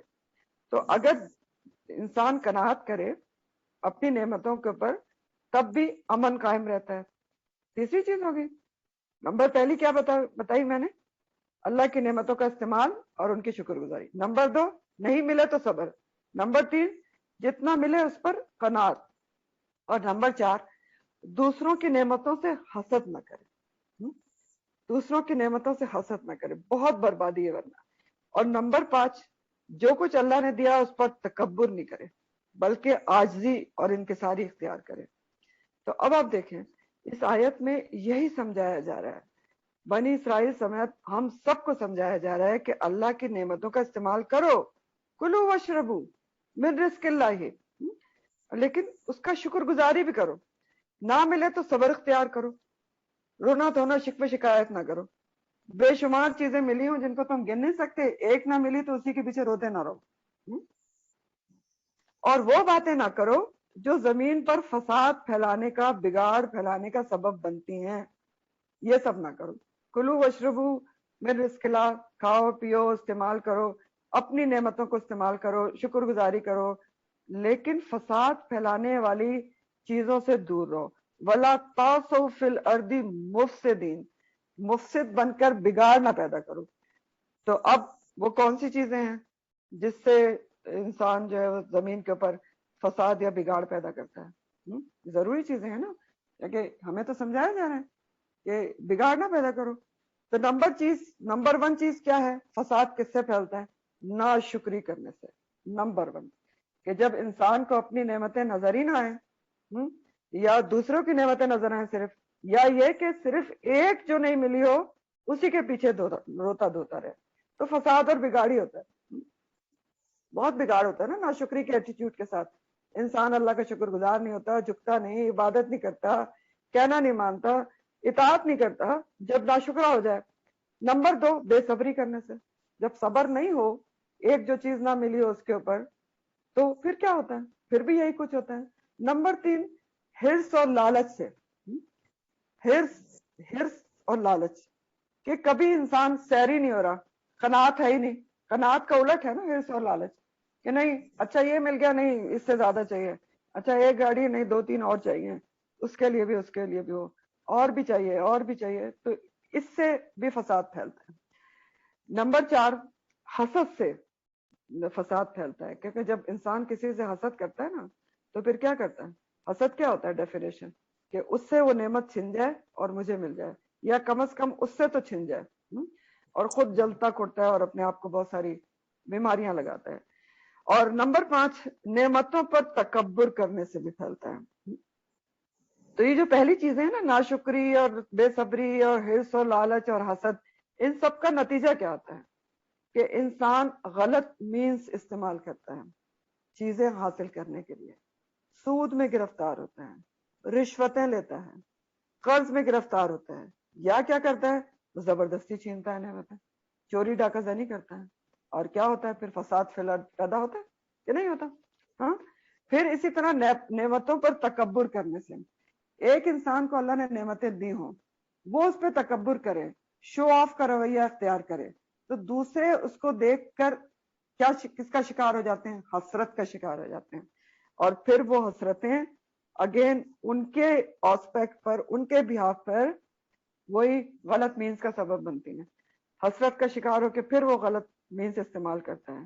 تو یہ ساری چیزیں معاشرے کو امن کے بجائے بگاڑ کی طرف لے جاتی ہیں. اور پھر ایک طرح یہ جو بنیادی جو وجہ ہوتی ہے نا بگاڑ کی, فساد فی الارض, جس سے منع کیا جا رہا ہے وَلَا تَعْثَوْا فِي الْأَرْضِ مُفْسِدِينَ, بنیادی وجہ کیا ہوتی ہے؟ ایک لائن میں فساد فی الارض کی, گناہوں کی وجہ سے فساد فی الارض پھیلتا ہے. جتنی چیزیں میں نے آپ کو بتائی ہیں گناہ نہیں ہے, کون سی اس میں سے گناہ نہیں ہے؟ تکبر گناہ, اتنی بڑی اس کے اوپر وعید ہے کہ متکبر جنت میں نہیں جائے گا. حسد گناہ, کھا جاتا ہے نیکیوں کو سوکھی لکڑی کی طرح, ٹھیک ہے. اور حرص اور لالچ ویسی بری چیز ہے, اس کے بارے میں بہت کچھ آتا ہے. چوری ڈاکہ زنی سب گناہ کے کام ہیں. تو فساد فی الارض بنیادی طور پر گناہوں سے پھیلتا ہے. جتنے گناہ زمین پر کیے جائیں گے اتنا زیادہ فساد فی الارض پھیلے گا. اور انسان کی اپنی غلطیوں اور اپنے گناہوں کی وجہ سے زمین پر فساد پھیلتا ہے. اور یہ بات اللہ سبحانہ تعالیٰ نے قرآن میں فرمائی بھی ہے. سورہ الروم آیت نمبر 91 ہے, الروم 91, ظہر الفساد فی البر والبحر بما کسبت ایدی الناس, پھیل گیا فساد خشکی میں اور تری میں بوجہ اس کے کہ جو لوگوں نے کمائی کی. تو اب آپ سوچ لیں کہ لوگوں کے اپنے گناہوں کی وجہ سے, اپنے ہاتھوں کی کمائی کی وجہ سے خشکی اور تری میں فساد پھیلتا ہے کہ نہیں پھیلتا؟ اتنا تو آپ کو چیزیں ایکسپلین کی. اچھا ایک آسپیکٹ اور بھی ہے فساد فی الارض کا, وہ کیا ہے کہ اس طرح سے بھی ہم زمین پر فساد بگاڑ پیدا کرتے ہیں. آج آپ دیکھتے ہیں کہ گلوبل وارمنگ کی بات ہو رہی ہے, بہت گلوبل وارمنگ ہو گئی ہے, اوزون میں کریک آ گیا ہے. یہ بھی کیسے ہوا؟ بما کسبت ایدی الناس, انسان کے اپنے ہاتھوں کی کمائی ہے. درخت کاٹ دیے, چوری کر کے کاٹ کے بیچ دیے, ہوا پلوٹ کر دی, بے ضمیر ہو گئے, ٹھیک ہے. فیکٹریز کا دھواں سارا فضا کو پلوٹ کیا جا رہا ہے, جانور بیچارے پرندے مر رہے ہیں. اتنے اچھے اچھے پرندے ناپید ہو گئے، آپ کو نظر ہی نہیں آتے، جو پہلے آپ کو نظر آتے تھے. تتلیاں گم ہو گئی، کبھی نظر ہی نہیں آتے. یہ سب ایدی الناس ہے، لوگوں نے کیا ہے سارا. پانی پولوٹ کر دیا، مر رہے ہیں پانی کے جانور. تو یہ بھی ایک آسپیکٹ ہے. تو ان سارے آسپیکٹ سے اس میں سے سبق نکلتے ہیں کہ اللہ سبحانہ تعالیٰ کہہ رہے ہیں کہ کھاؤ، کلو واشربو من رزق اللہ، نہیں منع کر رہے ہیں تم کو. نکالو اللہ تعالیٰ کی نعمتوں کو، استعمال کرو، فائدہ اٹھاؤ، لیکن ولا تعثوا، فساد نہ برپا کرو زمین کے اندر مفسد بن کر. آئندہ نسلوں کا بھی خیال رکھو، مخلوقات، دوسری مخلوقات کا بھی خیال رکھو، ان کا بھی حق ہے زمین پر، ان کو بھی اللہ نے پیدا کیا ہے. پانی کی ہو یا فضا کی، دوسروں کی نعمتوں کی طرف نہ دیکھو، اپنی نعمتوں پر نظر رکھو، تو شکر گزاری پیدا ہوگی. اور حسد نہ کرو، تکبر نہ کرو. یہ ساری چیزیں جو ہیں وہ لے کر جاتی ہیں انسان کو فساد فی الارض کی طرف. اور آخر میں یہ کہ جو استسقاء کا لفظ یہاں پر آیا نا، وَإِذِ اسْتَسْقَى مُوسَىٰ، تو آپ کو پتا ہے نا کہ نماز استسقاء پڑھی جاتی ہے اسی ورڈ سے. وہ کیا ہوتی ہے؟ جب بارش نہ ہو رہی ہو، خشک سالی ہو، تو ایک ریکمینڈڈ سنت کا طریقہ ہے کہ نماز پڑھی جاتی ہے کھلے میدان میں نکل کے. نماز استسقاء ایک خاص طریقے سے اللہ تعالیٰ سے بارش مانگنے کے لیے، تو وہ پڑھی جاتی ہے. تو آج یہیں تک ہے، کیونکہ اگلی آیت بہت لمبی تھی اور اگر میں اس کو آدھی لیتی تو اس کا اس طرح سے آپ کو سمجھ میں نہیں آتا. تو یہاں تک رکھتے ہیں انشاءاللہ. آئندہ وآخر دعوانا ان الحمدللہ رب العالمین. سبحانک اللہم وبحمدک نشہد ان لا الہ الا انت نستغفرک ونتوب الیک. سبحان ربک رب العزت عما یصفون وسلام علی المرسلین والحمد للہ رب العالمین. ربنا تقبل منا انک انت السمیع العلیم وتب علینا انک انت التواب الرحیم.